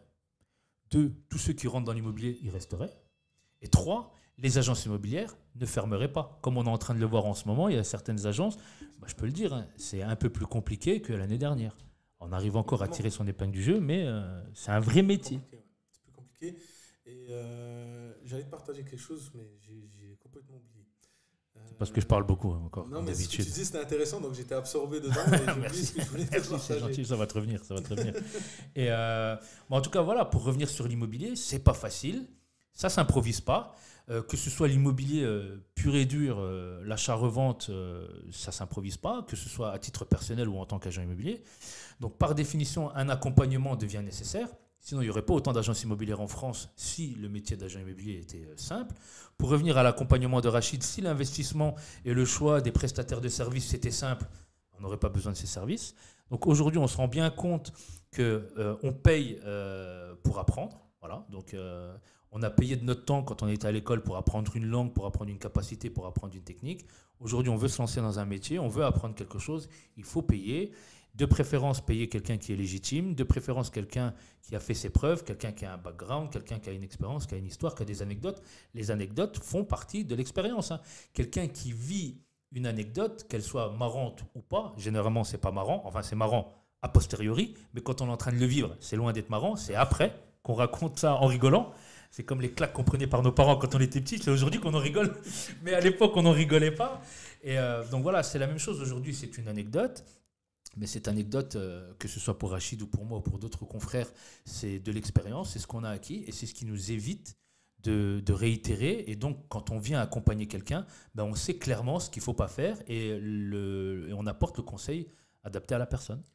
Et ce que j'aimerais apporter pour que l'AOMA ait vraiment une compréhension de sa situation, c'est que nous, on travaille en fonds propres. Oui. Et ça, l'AOMA, en fait, à force de voir trop de contenu, tu sais, Instagram, etc., Bien sûr. oublie qu'en fait, elle, c'est 50 000, 60 000, 100 000, 200 000, etc. Ils ne vont pas faire x2 dans une semaine. Elle ne va pas faire un dossier et ils vont rentrer sur son compte, tu vois. Donc, quand tu poses de l'argent, que tu as transpiré des années ou voir quelqu'un t'a prêté, parce qu'à la Mambarek, on est solidaire de ce côté-là. On peut s'entraider pour avancer. Tu ne peux pas te permettre de mal faire ou de perdre. Complètement. Tu as une responsabilité énorme, tu vois. Mais nous, on le voit en tant qu'agent immobilier. Quand on a affaire à un client, on en parlait avec Joe de chez IAD. Il me disait la dernière fois, il a 2 clientes, ses 2 sœurs, qui sont en train d'acheter un appartement. Elles payent comptant. Je crois que c'est 200 000 €. Il est en train de transpirer. Il y a un degré d'exigence quand les gens payent comptant par rapport aux personnes qui feraient appel au prêt bancaire. Psychologiquement, c'est pas le même paradigme. C'est pas pareil. Il n'y a pas le même travail psychologique à dépenser 200 000 € pour lesquels tu as peut-être travaillé 30 ans de ta vie. Et quelqu'un qui a 25 ans ou 30 ans, qui grâce à une fiche de paye va aller emprunter ces 200 000 €. Psychologiquement, il n'y a pas le même travail, il n'y a pas le même accompagnement. Donc oui, là, à fond derrière ton idée, quand on vous confie des fonds propres qui ont été durement gagnés, chèrement gagnés, oui, je pense que le degré de responsabilité sur tes épaules, il est autre et tu te dois de bien faire le travail, le job. Là, on lance les projets participatifs. C'est quelque chose qui est en stand-by depuis une année. Projet participatif, c'est en fait, les gens investissent avec moi. Clairement, ils investissent avec moi. Tu as le produit, voilà. Tu as des associés qui rentrent avec toi dans le projet. Qui rentrent avec moi dans le projet, ils récupèrent, on respecte la finance islamique et le droit français, etc. En France, donc c'est qu'en France. Pour l'instant, oui. Ça va venir aussi au Maroc et à Dubaï. On va parler de Dubaï après, parce qu'on a un projet en commun. On va élargir l'horizon, Inch'Allah. Avec plaisir. Et tu vois, le projet participatif, bon, évidemment, il faut que juridiquement... j'ai perdu du temps, parce qu'à la base, j'avais pris un cabinet il y a à peu près 1 an, il m'a fait perdre du temps. Bref, comme le CPF, j'ai pris quelqu'un pour faire du CPF. Au final, c'est une boucherie CPF, donc j'ai enlevé. Mais là, le projet participatif revient d'ici fin d'année, je le remets en place. Et là, c'est des gens avec profils différents. Soit parce qu'ils n'ont pas la somme pour investir totalement, tout seul, 50, 60 ou 100 et quelques mille euros pour démarrer un clé en main, ou soit parce que tout simplement, ils n'ont aucune envie d'avoir de biens, de patrimoine, ou quoi que ce soit en fait. J'ai des entrepreneurs, des avocats, des docteurs qui me contactent, qui me disent moi en fait j'ai 25, 50, 100, 200, je veux rien savoir, je veux juste que... Combien ça coûte, combien ça me rapporte. Voilà. Point. Tu fasses l'immobilier avec. En fait, je le fais déjà sur une autre manière de fonctionner, mais là je veux l'élargir à la OMA. Tu vois, pour qu'il y ait le maximum de personnes qui puissent rentrer et que ça puisse aider certains à arrondir l'année. Oui, bien sûr, parce que en réalité, tu as raison, c'est un bon business model, parce que tu as des gens qui ne veulent pas se prendre la tête avec des travaux ou un locataire. Mais ça, quelqu'un qui qui va mettre par exemple 2 ans, 3 ans, économiser 25, 50 000, si c'est mal fait, il récupère zéro. Ou s'il le fait même tout seul, il récupère zéro. Et moi, ce que je veux faire, c'est pas comme les CPI, parce qu'il y a maintenant, la Mobilec, de plus en plus de solutions pour la communauté. Nous, le but, c'est pas de faire du 4%. Tu vois, brut. Oui. Je précise brut. Nous, le but, c'est d'aller chercher, je vais te dire 10%. Ça serait le minimum requis, tu vois. Minimum syndical. Et là, on est juste en train de voir, juridiquement parlant, avec les personnes compétentes au niveau juridique France et la finance islamique, comment structurer pour respecter les deux cadres. Parce qu'on ne peut pas respecter que le droit français et pas la finance islamique, mais on ne peut pas respecter que le droit islamique pour... je parle en France. Oui, au détriment de... Dubaï, c'est facile, parce que c'est comme ça. Oui. Mais en France, il faut rester dans les deux cadres. Et de toute façon, c'est une volonté, parce qu'on est là, il y a des opportunités en France, donc on va le faire en France et les autres pays. Et on est en train de structurer tout ça, et ça va arriver en fin d'année, pour faciliter la partie de la OMA qui a un budget moins conséquent ou qui ne veut pas du tout avoir de biens. Oui. Pour que son argent, lui qui dort en banque et qu'il perde de la valeur avec l'inflation et tout ce qui va avec, il soit sécurisé dans un bien. Sur ça aussi, Inch'Allah. Ouais, non, c'est bien. Donc, du coup, est-ce que tu peux donner un exemple de projet, alors même si c'est encore en cours d'élaboration, pour que les gens puissent comprendre plus exactement la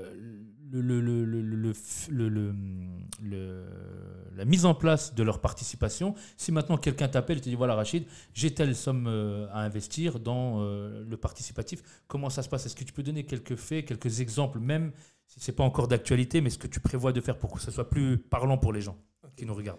Le projet participatif, donc les personnes investissent avec moi. Donc moi aussi, je suis investisseur dedans. Donc ça veut dire que tu sais ce que tu fais. Si tu les invites, c'est que ça tient la route. Et pour moi, c'est cohérent. Tu vois, je ne vais pas te dire à Fatih, bah, écoute, j'ai le projet là. Est-ce que tu veux Vas-y, toi. Moi tu peux composer 25, 50, 100. Et toi, en fait, quand tu regardes les autres associés, tu vois qu'il n'y a pas mon nom. Donc en termes de confiance, je pense... De légitimité, c'est bizarre. Qu'il y a un problème. C'est un peu de la démagogie, c'est allez-y, j'arrive. C'est comme le chef militaire, mais pas très courageux. Il reste derrière les soldats, il dit allez-y, je vous regarde. Et donc l'idée, c'est que moi, je passe avec eux.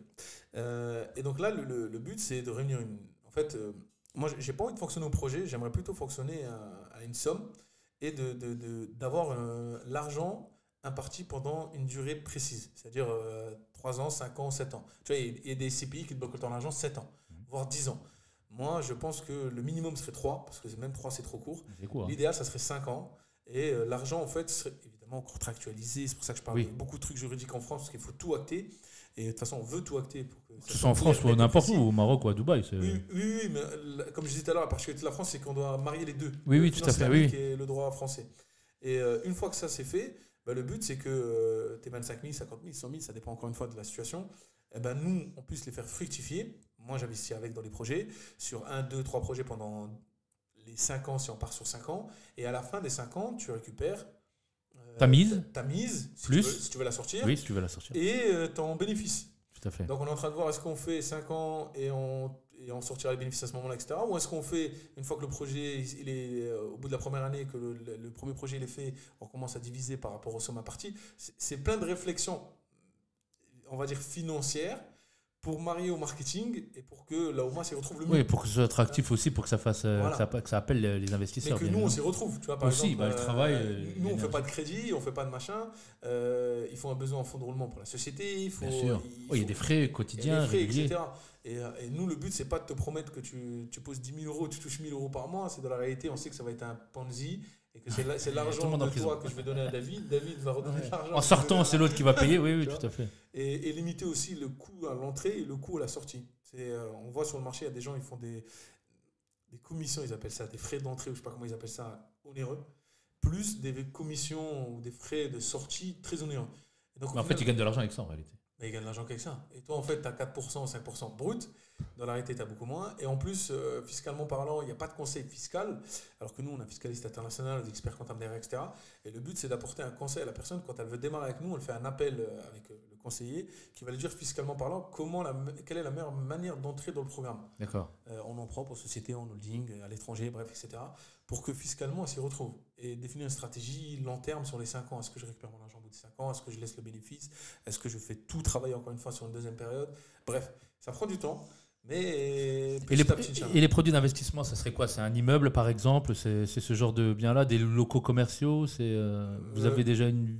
Oui, ça serait soit de la construction, achat de terrain, construction. D'accord. pour de la revente en VFA ou tout simplement quand c'est fini, que ce soit maison ou immeuble. Et ça serait acheter de l'ancien que tu rénoves, que tu pourrais soit vendre, soit mettre en louer.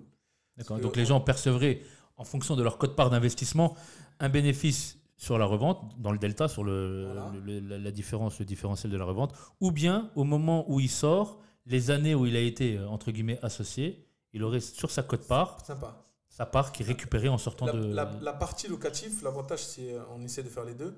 La partie locative, c'est que la personne, à partir du moment où le bien il est loué, elle peut récupérer déjà. On n'a pas besoin d'attendre les 5 ans. C'est D'accord. l'avantage locatif. Mais le gain est minime par rapport à une plus-value. Bien sûr. Tu vois, c'est Bien pas sûr. mais c'est Bien deux sûr. stratégies différentes. Donc, on a ces deux profils dans la Oman, donc on essaie de trouver la meilleure chose. Donc, ça se peut, on ne fait pas les deux. Ça se peut, on va rester que sur l'achat-revente.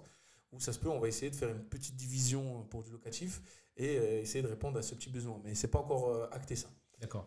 Donc ça, c'est un projet qui est prévu pour la fin de cette année. Fin d'année, Inch'Allah. Ok, Inch'Allah. Qu'Allah te facilite, Inch'Allah. Ah, c'est bien.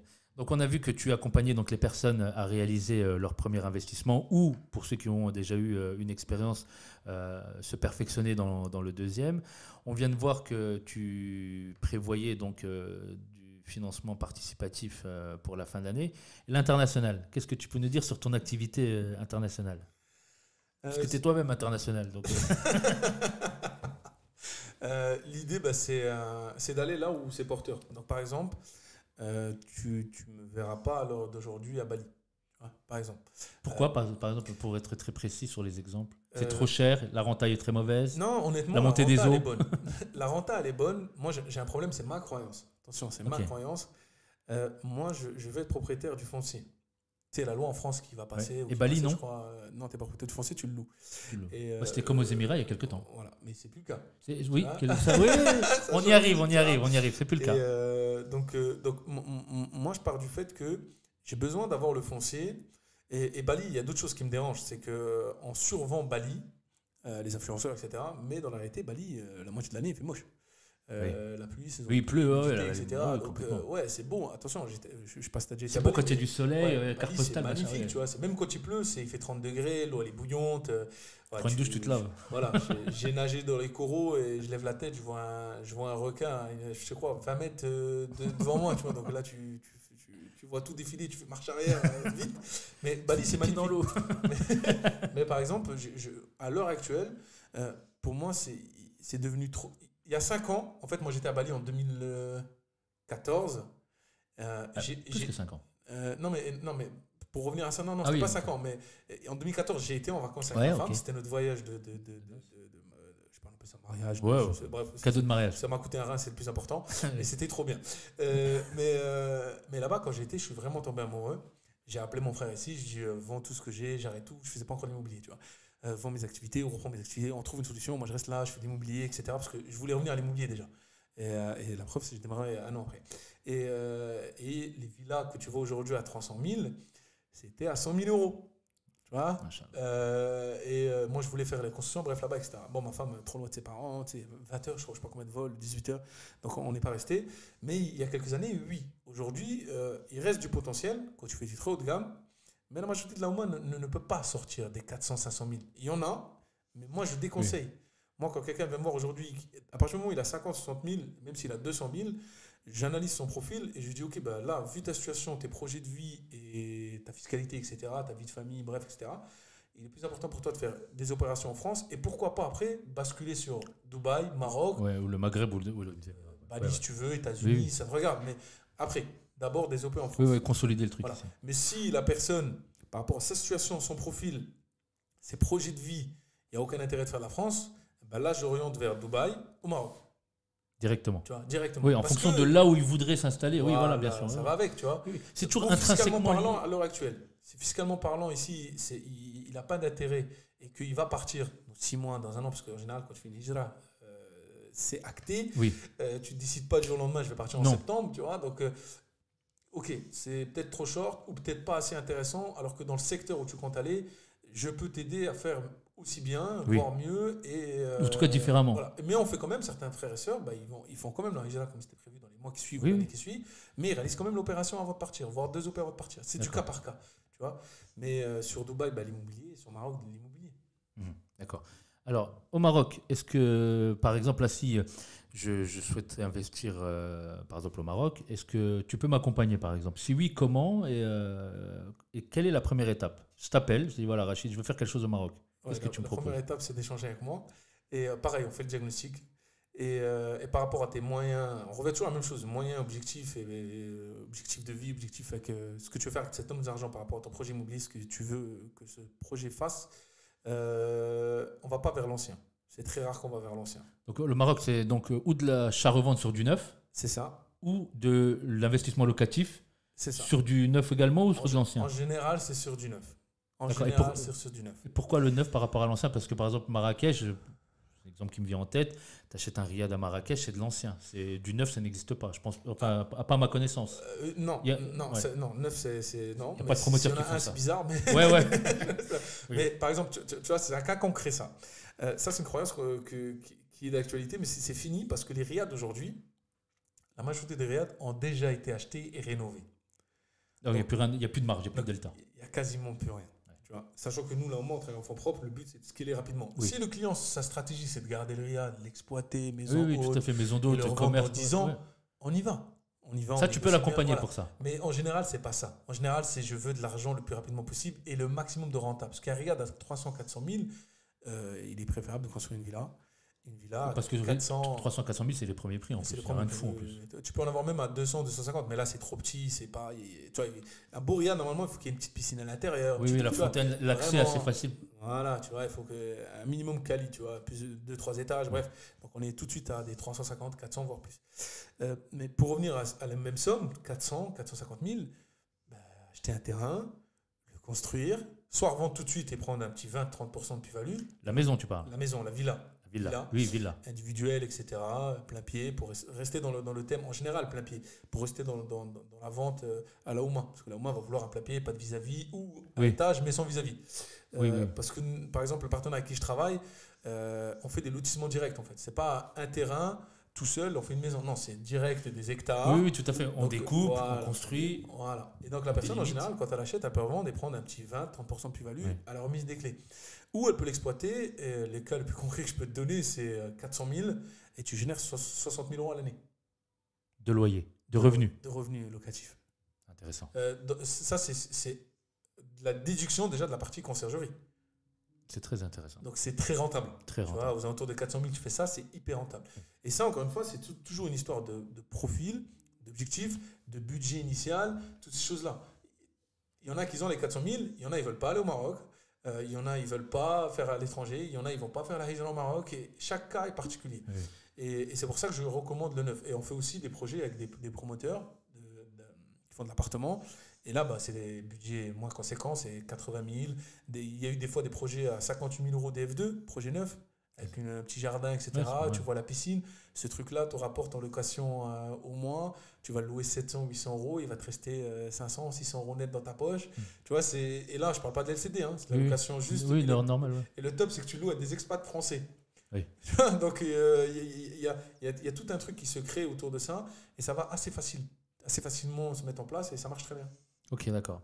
Donc, pour le Maroc, on a vu. Alors, allons aux Émirats, les Émirats, ces pays qui sont de plus en plus attractifs et chers à beaucoup de monde. Qu'est-ce que tu peux nous dire sur les Émirats? Un accompagnement. Alors, je te pose d'abord la même question que pour le Maroc. Après, tu nous diras si tu as des projets aux Émirats. Voilà, quelqu'un t'appelle, te dit voilà, Rachid, voilà mon profil. Donc, vous faites le call ensemble. Tu découvres la personne, sa situation financière, personnelle, économique, fiscale.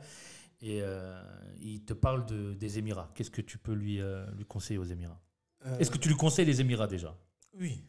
Ah oui, Tout dépend. direct, oui. Alors, oui, mais je vais peser mon oui parce que tout dépend encore une fois de la stratégie. Si évidemment, comme tu dis, Quelqu'un qui l'appel veut aller au aux match, Émirats. c'est bon, tout est acté, c'est OK pour les Émirats. Évidemment que je recommande les Émirats. D'accord. Et là, tu Par peux photo. l'accompagner. Et là, évidemment, on l'accompagne aussi. Donc, toute la partie immobilier, évidemment, et avec l'achat d'un bien ou de l'investissement. Et on fait tout ça, c'est pas un problème. Et l'avantage des Émirats, c'est pour ça que je pèse mes mots quand je dis que c'est une stratégie derrière. Parce que j'ai des gens qui vont acheter aux Émirats et qui me contactent après. Ils ne sont pas passés par nous. Ils ont acheté avec d'autres personnes, etc. Et là, tu récupères toujours derrière le chantier. Ouais, c'est toujours un bordel. Et là, il me dit, ouais, en fait, déjà, tu peux plus récupérer la gestion de... En fait, le process de vente, tu ne peux pas le récupérer. De toute façon, il n'y a rien à récupérer. Donc, le gars paye ses mensualités. Oui, ça, c'est quand il y a un plan de paiement. Voilà, bah oui, parce qu'en général, ils achètent plan Oui, de la paiement. OMA achète en plan de paiement. En plan de paiement en général. Et sur Internet, Snapchat, etc., ce qu'on leur vend, c'est dès que tu as 30 000 €, tu peux acheter un appartement à Dubaï, 10-15% de renta, etc. On revient au charlatan dont on parlait ça, tout à l'heure. C'est C'est bullshit. Voilà, mais c'est des gens de la OMA cette fois-ci. Ouais, mais bullshit quand même. Oui, évidemment. Encore pire. Encore pire. Et donc là, le cas qu'on a, c'est qu'on a déjà appris, ils me disent, ouais, mais est-ce que vous pouvez reprendre la gestion? Parce qu'en fait, il m'avait annoncé 10, 12, 15%, mais quand je regarde réellement maintenant le marché que j'ai acheté, je vais plutôt être à voilà, 5, 6. Ok, mais nous, initialement, avec l'équipe sur place, on gère que les biens qu'on a vendus ou des clients. Bah oui, il y a que là où tu peux te porter entre guillemets garant. Bah oui, parce de que ce j'ai que t'as analysé. dit. Bah oui. Là, En amont. En amont. Mais là, en plus, je vais être méchant. Le pire, c'est que, en tout cas, nous, avec les équipes sur place et partenaires, on essaie de vendre le high ticket de chaque projet. C'est primordial. Inch'Allah, tu es dedans depuis des années. Donc, dans l'investissement, c'est la règle des 3 E. Emplacement, emplacement, emplacement. Oui. Mais dans le emplacement, emplacement, emplacement, il y a plein de choses qui rentrent en considération. Tu vois, je ne rentre pas dans les détails, ça va être trop lent. Voilà, des sous-emplacements. Oui. Et là, en fait, ce qui arrive, c'est que des fois, sur des projets en plan de paiement, il va y avoir 50, 100 appartements, etc. Ben, les gens, ils ont acheté avec cette agence ou ce vendeur en freelance, ou j'en sais rien, ils ont acheté un studio en général. En plus, ce n'est même pas des F2, ils achètent un studio, mais qui a une vue éclatée, qui n'a pas la meilleure agencement, qui n'est pas au meilleur étage, qui n'a pas machin. Et donc, automatiquement, vu que tu es en concurrence avec je ne sais pas combien d'unités, c'est pas le tien qui va se remplir. Tu vois. Ouais. Et il y en a, il me dit, en fait, j'ai acheté avec lui, il m'a dit qu'il s'en occupait, mais au final, moi, mon appartement, 1 mois sur 2, je dois payer toute la mensualité. Il est fini, je dois payer toute ma mensualité. Alors que ses amis à lui, ils sont au-dessus de moi avec une vie comme ça, différente, machin, et ils sont tout en full. C'est normal, il a vendu à ses potes les meilleures unités, et toi, il t'a vendu le plus éclaté en te faisant croire qu'il est bien, et toi, tu l'as pris. Parce que tu ne connaissais pas. Et ça, c'est ce qu'on vit tout le temps. Parce qu'il a calqué sa rentabilité sur celle de l'appartement qui était au 14e étage, avec vue sur la marina ou Gibière ou je ne sais où. Alors que lui, il est au rez-de-chaussée, sur cour, vue sur le local poubelle. Voilà. Et l'exemple que tu vas te donner, il est magnifique, parce que c'est exactement l'un des cas. C'est une sœur qui a acheté 2 appartements. Une autre personne qui fait de l'immobilier à Dubaï lui a recommandé d'acheter rez-de-chaussée avec une croyance à la française. Elle voulait acheter rez-de-chaussée. La personne ne lui a même pas dit à Dubaï, il ne faut pas acheter de rez-de-chaussée, c'est direct piscine, etc. Surtout avec ce promoteur-là. De l'appartement, tu n'as pas accès à la piscine. Tu as un faux balcon avec une baie vitrée, mais tu n'as pas accès à la piscine. Tu dois quand même sortir le tour de la résidence pour aller. Et en plus, c'est important que tu précises le promoteur parce qu'aux Émirats, le promoteur fait partie aussi des critères de choix de son investissement. Ce qu'on n'a pas ici en France. Non. En France, on se dit si c'est Bouygues, machin, on peut avoir confiance, on peut y aller. Mais aux Émirats, c'est pas du tout ça. Non, c'est pas du tout ça. Mais je vais revenir dessus. Ouais. Et cette sœur, elle a acheté et elle me dit moi, mes biens se louent moins bien. Et il y a des mois, je dois payer tout le mois complet de ma poche. Il y a des mois, je dois rajouter 100, 200 euros de ma poche. Donc, alhamdoulilah, elle a les moyens, donc elle peut se le permettre. Mais elle me dit, si je refais, j'aurais refait avec toi déjà de 1 et j'aurais pas acheté de rez-de-chaussée. Je serais pas venu avec ma mentalité de français, dire il faut avoir vu sur la piscine, etc. J'aurais vérifié que j'ai accès à la piscine, etc. Que cette sœur, tu es agent IMO ou pseudo-agent IMO, tu sais ça. Tu as le doc, tu as le PDF, tu as la plaquette, tu sais que... Mais elle sait, par expérience, tu sais que ça se vend pas. Mais c'est le truc qu'ils ne vont pas. C'est une galère à vendre. Mais tu vends aux gens qui ne connaissent pas. Oui, complètement. Et moi, par éthique, je sais que je ne vends pas à des gens. Tu vois, nous, avec mon partenaire, quand il y a un projet qui sort d'un promoteur qui est validé, parce que, tu sais, à Dubaï, par exemple, tu as un département qui valide les département de l'Inde. Voilà, et je vais appeler ça à la française, comme s'il y avait une caisse des dépôts, un compte. Des consignations, oui, tout à fait, un compte séquestre. En fait, quand tu payes ton promoteur, tu ne le payes pas lui, tu le vires sur le compte spécialisé géré par ce département. Et à chaque évolution du chantier, tu payes et l'argent est débloqué. Voilà, et puis il pioche dedans. C'est à la VFA, mais hyper sécurisé. Il ne peut pas faire faillite. Tu vois. S'il fait faillite, tu as un promoteur qui rachète dans la foulée et l'État, bref, il y a tout un système. C'est pour éviter ce qui s'est passé à Dubaï il y a quelques années, tu vois, et ça marche très très bien. Oui. C'est ce qui rassure d'ailleurs, parce qu'au début c'était un peu ce côté un peu exotique qui faisait peur aux gens. Aujourd'hui, les gens sont rassurés par le côté très d'équerre du process, depuis le paiement de l'acompte jusqu'à la livraison de la clé. Jusqu'à tout. Et donc là, à ce moment-là, le promoteur il est validé, il y a son historique, tu visites ses anciens projets, bref, tu vois tout. Et là, à partir de là, tu lances ton client. Et ce que nous, on faisait avec le partenaire, ce qu'on fait avec le partenaire là, c'est qu'il y a une sélection de biens. Donc, je te dis n'importe quoi, sur 100 appartements, on ne va pas en proposer 100. On va en proposer entre 15 et 30, les plus premium. on n'ira pas sur les autres vues, sur les autres machins, juste pour vendre. On vise les propres parce qu'en général, le client, quand il achète une fois avec nous, bah, 1 an après ou 2 ans après, il rachète. Oui. Tu vois, il faut que ça se passe bien. L'expérience client doit être là au rendez-vous du premier. Et donc, le client, en fait, tu l'as marié. Et c'est différent avec moi, avec l'accompagnement, où le gars, je l'ai tellement formé, etc., qu'il réalise son projet. Qui se débrouille tout seul. Et il se débrouille. Il me rappelle que pour des constructions, des gros trucs, etc. Ou quelque chose qu'il n'a pas appris. Voilà. Mais là, à Dubaï, en général, bah, le gars, une fois qu'il a acheté avec toi, bah, il achète qu'avec toi. Oui. Et surtout quand tu as la porte d'entrée et que tu arrives à verrouiller des unités, parce que Dubaï, les gens ils croient que tu viens t'acheter un appartement. Oui. Non, c'est pas comme ça. Déjà, il faut avoir l'aval du promoteur, il faut être déjà validé par le promoteur. Il y a déjà la sélection de toi te vendre au promoteur. Voilà. Et puis après, quand il t'a choisi, il faut être sûr d'avoir les bonnes unités à vendre aussi. Donc il y a tout un travail en amont, encore une fois, que les gens ne voient pas. Des fois, tu l'as pas. Tu sélectionnes, je te dis n'importe quoi, sur le projet, tu as sélectionné 30. Sur les 30, tu n'en as que 5. Et sur les 5 là, tu avais pris on appelle ça un intéressement, bref, un token, etc. Il est validé. Mais tous les autres, bah, tu leur dis, je suis désolé, ton unité, elle est partie. Oui. Et des fois, bah, ça revient sur le marché, tant mieux, tu le reproposes. Mais si tu as les bons contacts, bah, tu le vois avant que. Je ne sais pas si j'ai le droit de le dire, mais des fois, bah, tu es au courant off-market, comme en France, que ça va revenir. Oui. Et il te met en tête de liste. Ou, ça te laisse le temps de recontacter tes investisseurs. En général, il n'a pas acheté parce qu'il achète qu'avec toi. Oui. Ok, bah, le projet là, entre-temps, on n'en a pas fait un autre. Si tu es toujours intéressé, l'unité que tu voulais ou celle d'à côté qui est aussi bien, elle est revenue. Tu la veux, tu la veux pas.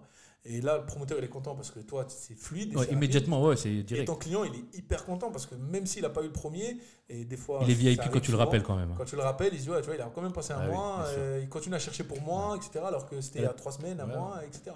Et Dubaï, on peut dire ce qu'on veut en termes de qualité de vie, sécurité, éducation. Ça devient le nouveau noyau mondial, le nouveau hub. Ceux qui disent qu'il y a une crise immobilière à Dubaï qui va exploser, leur analyse, je ne sais pas où elle vient. Tu vois, ils ont dû regarder à travers un filtre européen, parce que les chiffres et les datas qu'on a de Dubaï, même les Émirats, c'est pas que Dubaï, même les Émirats, même Abu Dhabi, Sharjah, Ajman, à côté, il y a la même flambée, il y a le même intérêt, le même regain d'activité là-bas. Pour aller plus loin, si tu regardes le locatif à Dubaï, moi j'ai été il y a une année, j'ai regardé pour louer une maison. Je ne vais pas donner les quartiers, ça sert à rien parce que je ne sais pas si les gens le connaissent, mais on était entre 30 et 35 000 une villa. À Dubaï, c'est comme je te dis avec le promoteur, mon partenaire, là, c'est des communautés. Donc, des quartiers. Tu as la piscine, tu as tout ça, etc. Et là, en fait, on était à 30-35 000. Un an après, on est à 60-65. Donc, on a fait quasiment x2. Tu parles en euros? Ah oui, je parle qu'en euros. Donc, ça veut dire qu'on est passé de 3 000 euros de loyer. À peu près. Tu t'es dit, je vais aller m'installer, ça me coûtait au minimum 3 000 balles. Voilà. Un maximum. An après, maximum. Et aujourd'hui, ça va en coûter 5 ou 6 000. C'est ça. La même. Et elle n'a pas grandi. C'est la même. Et c'est toujours à toi d'aménager l'extérieur parce que c'est du sable, il faut que tu mettes toi la pelouse, etc. Parce que c'est comme nous ici. Si tu loues une maison, le jardin il n'est pas fait, c'est pas toi qui regarde. Bien évidemment. Dis, c'est comme si elle n'est pas meublée, c'est vrai qu'elle met ta machine à laver, bien sûr. Et en fait, la situation économique mondiale, la crise avec l'Ukraine, la crise européenne et tout ce qui va avec, fait que c'est déjà un hub. Mais depuis 2 ans, avec le Covid déjà, ça s'est accéléré. Après le Covid, ça s'est accéléré à cause de la crise et tout ce qui se passe dans le monde. Oui. Et là, aujourd'hui, tu sais quoi, les Européens ont commencé à être minoritaires même. Alors que normalement, l'Européen, c'était la majorité. Oui, aux Émirats. Tu vois, aujourd'hui, il y a beaucoup de Russes déjà. Il y a un quartier à Gibière, ils l'ont appelé la Little Moscou. Tu vois, il n'y a que des Russes. Et Ukrainiens. Et Ukrainiens, oui, dans le même quartier en plus. Ils sont ensemble, ils font du business ensemble. Complètement. Et en fait, tu as des Russes, des Ukrainiens, des Polonais, toute la partie Est qui va s'installer là-bas pour sécuriser son argent, plus toute la partie européenne classique. Mais tu as toute la partie Inde, Pakistan, Indonésie, Philippines, Thaïlande, Chinois, et les gens, Japonais, Coréens, et les gens ils disent non mais Dubaï c'est mort, s'il n'y a plus de Français c'est fini. Non mais je te rassure, tu peux enlever l'Europe que Dubaï tournera quand même. Rien qu'avec les fortunes des Indiens installés aux Émirats, c'est déjà beaucoup de sous. Et tous les ans, ils battent un nouveau record.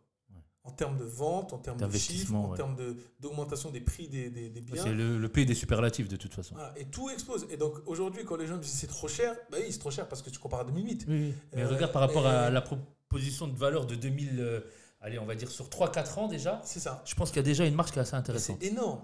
Les gens qui ont acheté il y a 1 an sur certains biens, encore une fois, c'est l'emplacement, le projet, tu crées la bonne affaire, qui ont acheté il y a 1 an, des fois sur le projet, ils sont déjà assis sur 15-20% de plus-value. Et des projets, tu es déjà assis sur 30-40%. À l'achat. Tu n'as même pas la clé encore. Tu es encore en construction, c'est encore dedans.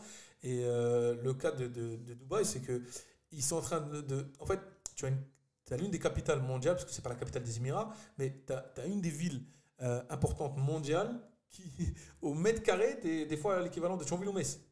Oui. Donc c'est honteux et dérisoire. Oui, Tu vois. oui, oui. Donc la marge de progression, elle est énorme. La marge, elle est énorme. Oui, Elle oui, est oui, tout à énorme. fait. Ouais, parce que si on prend depuis le littoral et qu'on s'enfonce un peu vers le désert, on va dire, allez, à partir de 25 minutes du littoral, on a des tarifs, comme tu disais, Thionville ou Metz. Ah oui, oui. Donc Attends, la marge, elle est encore là. tu prends juste JVC, du Marais Village Circle, là, ou Dubai Land, etc. Tu as encore des trucs aux alentours de 2000-2500 euros le mètre. Ouais. D'ailleurs, c'est un quartier français, JVC, avec des clusters français là-bas. Il y a beaucoup de Tu vois. Français. Ouais, il y a énormément de Français. Pourquoi? Parce que Snapchat, Instagram, on voit Les beaucoup ça. ouais, Donc d'accord. ils ont de la chance. Non, parce que techniquement parlant, Dubaï ne fait que s'agrandir et reculer. Oui, oui, recule vers le désert, ça voilà. prend sur le désert. Ouais. Voilà. Et en plus, je perds mes mots. Les dirigeants de Dubaï, ils ont un plan 2030-2040. Les gens ne prennent pas le temps de le regarder, mais il est extraordinaire leur plan. Donc, avec le développement du tram, avec énormément de choses, qualité de vie, les parcs, Oui, etc., oui. qui rendent Dubaï, les Émirats en tout cas, généralement autonomes, etc. Mais en France, tu votes pour un gars parce qu'il va te dire qu'il va faire quelque chose, dans la réalité, il ne le fait pas. Et 5 ans après ou 10 ans après, quand tu fais un double mandat, il n'y a rien qui s'est passé et le pays est mort. Alors que là-bas, ils décident à 14h, à 15h, ils sont déjà avec les grues en train de creuser. Par la petitesse du pays et la facilité d'exécution. C'est efficient, tu vois. Et pour moi, il n'y a pas les méandres de l'administration qu'on connaît ici. Il n'y a pas les méandres, mais même si l'administration émirati est lourde, elle est fluide, efficiente. Et derrière, en fait, il y a une volonté commune. C'est des hommes d'affaires, les mecs. Voilà. C'est un chef d'entreprise, le Chir, là-bas. Exactement. Lui, il est là pour dire combien tout de suite. Vas-y, envoie. Voilà. Et le monde entier est tourné vers Dubaï en plus. Donc ça intéresse tout le monde. Et donc, les personnes qui prennent juste le temps, la réflexion d'analyser réellement les Émirats, tu comprends directement qu'il y a un pôle, tu vois. Tu vois qu'ils stockent de l'or, bref, tu as compris, économiquement parlant, ils sont loin. Pourquoi je vais aller me casser la tête à faire... déjà, ne pas y aller. De un, et de deux, comparer la comparable. Parce que j'ai beaucoup de gens, par exemple, moi, qui vont comparer la France et le Maroc avec Dubaï. Économiquement parlant. La France est en chute libre et j'espère que vous ne voterez pas Macron une troisième fois, même si légalement il ne peut pas, mais il peut. Il vote pas, David. Il vote pas. Pour aller plus loin, ou quelqu'un comme ça, mais la France, il y a du potentiel, attention. Je fais de l'immobilier ici, j'ai des business, la France a encore du potentiel et il y a de quoi faire dans les années à venir. Par contre, si on reste sur une lancée comme ça, dans 20 ans, la France, c'est le tiers-monde. Tu vois. Oui. Alors que le Maroc est en train d'exploser. Dubaï a explosé et en fait nous en tant qu'occidentaux on a cette croyance de se dire mais c'est le tiers-monde, tu sais, en dehors de la France et de l'Europe, on est franco-français, c'est philosophes des Lumières, on est les intellectuels, mais on est comme ça, on est paramétrés comme ça, oui. Et alors que dans la réalité c'est faux, tu vois. Il faut regarder à travers un autre prisme aujourd'hui. Exactement. Mais oui. Parce que quand tu parles de la France, quand tu es aux Émirats, si tu lui dis investir à Paris, à la rigueur, et il te dit je vais le faire pour te faire plaisir, mais c'est pas du tout l'image que nous on a de la France, malheureusement. Non, pas du tout, malheureusement. Et pourtant, nous en France, on a ces facilités de créer des sociétés avec toutes les aides qui existent pour créer des sociétés. L'auto-entrepreneuriat. Tu as des aides pour faire de l'immobilier sans payer d'impôts. Il y a plein de trucs. C'est pour ça que quand les gens me disent ouais, je vais directement au Maroc, aux Émirats, quand je vois que ça leur correspond pas, je dis mais reste en France. Fais d'abord ta propre projet de partir dans 2 ans, 3 ans, 5 ans. Fais ce que tu as fait en France. Prends tout ce que la France te permet de faire parce que légalement tu as le droit. Et à ce moment-là. Oui, devient intéressant quand même. Voilà. Diversifie-toi à travers Dubaï, le Maroc ou d'autres endroits que si tu as envie, mais utilise l'avantage et le potentiel d'être en France et d'être français parce qu'il y a énormément de choses à faire. Et à partir de là, si ça te correspond, on part ailleurs. Et si ça ne te correspond pas de rester en France parce que dès le début ça ne va pas, ok, on va direct ailleurs. Clair. Non, c'est bien, c'est ça. Je suis très heureux qu'on ait pu ouvrir sur Dubaï parce que c'est quelque chose qui m'intéresse personnellement. Moi, j'en parlerai dans une autre vidéo de Dubaï, mais c'est très intéressant de savoir que tu as l'œil averti donc, sur la France, sur le Maroc et sur Dubaï. Donc en réalité, quelqu'un qui ferait appel à tes services, au départ, ça serait pour la France, par exemple. Tu l'aides à déployer quelques investissements ici. Il veut se diversifier, il veut faire ça en dehors de l'Europe. Ça peut être ou le Maroc ou Dubaï, ou alors et le Maroc et Dubaï. Donc on voit que tu maîtrises sur les trois continents, sur les 3 pays. Donc c'est très bien, ça prouve que tu t'es intéressé à ton métier, que tu n'es pas un amateur, que tu t'es vraiment professionnalisé. Ça fait plaisir de recevoir du contenu quali ici chez nous. Ça nous honore aussi de tes compétences. Et qu'Allah te facilite, je te souhaite toute la réussite du monde, Inch'Allah, fik al-baraka. Et voilà, donc on a terminé avec Dubaï, on a fait un peu un tour du monde. Je pense que l'émission va bientôt se terminer. J'en profite juste pour dire qu'on remettra les coordonnées donc, de Rachid sous la vidéo, sous le podcast. Vous retrouverez ses coordonnées sur nos différents réseaux sociaux. Donc en résumé, donc Rachid est le fondateur de Ethic Invest. Donc il peut vous accompagner en France, que vous soyez primo-accédant ou avec déjà une expérience dans l'immobilier, vous pouvez compter sur lui. Il y a une équipe qui vous accompagnera. Donc il y a différentes formules d'accompagnement, vous verrez directement avec lui. Pour le Maroc, c'est la même chose. Et pour Dubaï, même système. Rachid, encore une fois, mille merci d'avoir accepté notre invitation. Mille merci pour tes lumières et la qualité de ton contenu. Je te laisse clôturer et dire ce qu'on aurait éventuellement encore besoin d'entendre ou ce que tu aurais oublié. Ou un mot de la fin. Et à la fin, je te demanderai quelle est ta citation préférée, que je demande à tous nos invités. C'est moi déjà qui te remercie et d'avoir eu cet échange avec toi sur les réseaux. C'était très intéressant. Proximité. Cette facilité d'échanger avec toi. Donc ça, c'était cool parce que je t'ai découvert et j'ai aimé échanger avec toi. Merci pour cet échange très intéressant. Et le off-market, il faudra écouter la future vidéo par rapport à l'avenir, Inch'Allah. Et moi, ce que je retiens, c'est que il y a des possibilités pour le moment, quel que soit ce qu'elles veulent faire. Et ce qu'elle veut faire, et qu'il est juste primordial qu'elle fasse les causes de pour sortir de sa situation et se faciliter la vie si elle vit en France et qu'elle est en France ou même qu'elle veut partir. Il y a les possibilités, il y a les solutions, elle a juste à faire le nécessaire pour atteindre son objectif. Oui, d'ailleurs, pour un peu corroborer ces propos-là, on a tendance à être enfermé un peu dans des préjugés, dans des choses qu'on pense être justes. Je pense qu'en te téléphonant, en appelant quelqu'un comme toi, ça peut ouvrir le champ des possibles et d'ouvrir les yeux vers d'autres opportunités qu'on n'imagine pas, qu'on soupçonne même pas. On ne se dit même pas que ça existe. Donc ouais, je pense que la première cause qu'on pourrait faire donc dans le Toa Call, c'est peut-être de prendre contact avec toi et voir ce qui peut être proposé comme solution pour eux. Inch'Allah. Barakallahu fik. Fik al-baraka, mon frère. Est-ce que tu as tout dit? Quelle est ta citation préférée? Ou plusieurs citations? C'est celle que je t'ai dit tout à l'heure. C'est que le pas cher coûte cher. Oui, clair. C'est une violence. Ça, c'est une violence. Pour moi, c'est primordial. C'est le pas cher coûte cher. Et la deuxième que je peux te donner, c'est qu'on soit musulman ou pas, on est notre meilleur patrimoine. Oui, c'est beau ça. Oui. Comme tout patrimoine, il faut investir en soi, et il faut s'entretenir, parce que sinon on se dégrade avec le temps. Donc, où on ne fait pas ce qu'on veut. Et notre meilleur patrimoine, c'est nous-mêmes. Notre état psychologique, physiologique, physique, moral, qualité de vie, bref. Et si on ne fait pas le nécessaire, il va y avoir un crack à un moment ou à un autre. Ouais, clair. Donc, investir en soi, c'est primordial. Voilà, eh ben, ça sera le mot de la fin. Moi, je l'ai compris pour moi, va à la salle de sport, va te muscler. C'est ce que j'en déduis. Encore une fois, Rachid, merci à toi. David, merci pour la technique. On remercie aussi Natacha pour les photos. Merci à toutes les personnes qui regarderont la vidéo, qui la partageront avec les personnes de leur entourage, famille, amis, dans la communauté. N'hésitez pas à propager la vidéo et les coordonnées de Rachid. Sincèrement, on a quelqu'un dans la communauté qui fait du bien, ça peut être bien, alhamdoulilah, comme on dit. Franchement, je vous encourage à le contacter si vous avez besoin de faire fructifier votre argent ou de diversifier vos investissements. Pour une fois qu'on a quelqu'un qui s'est rendu visible et qui essaye de faire les choses bien, alhamdoulilah, profitons-en et qu'Allah nous facilite. Merci à vous, à bientôt, bon courage. Merci pour tout l'intérêt que vous accordez à Actuimo. A plus, ciao, ciao.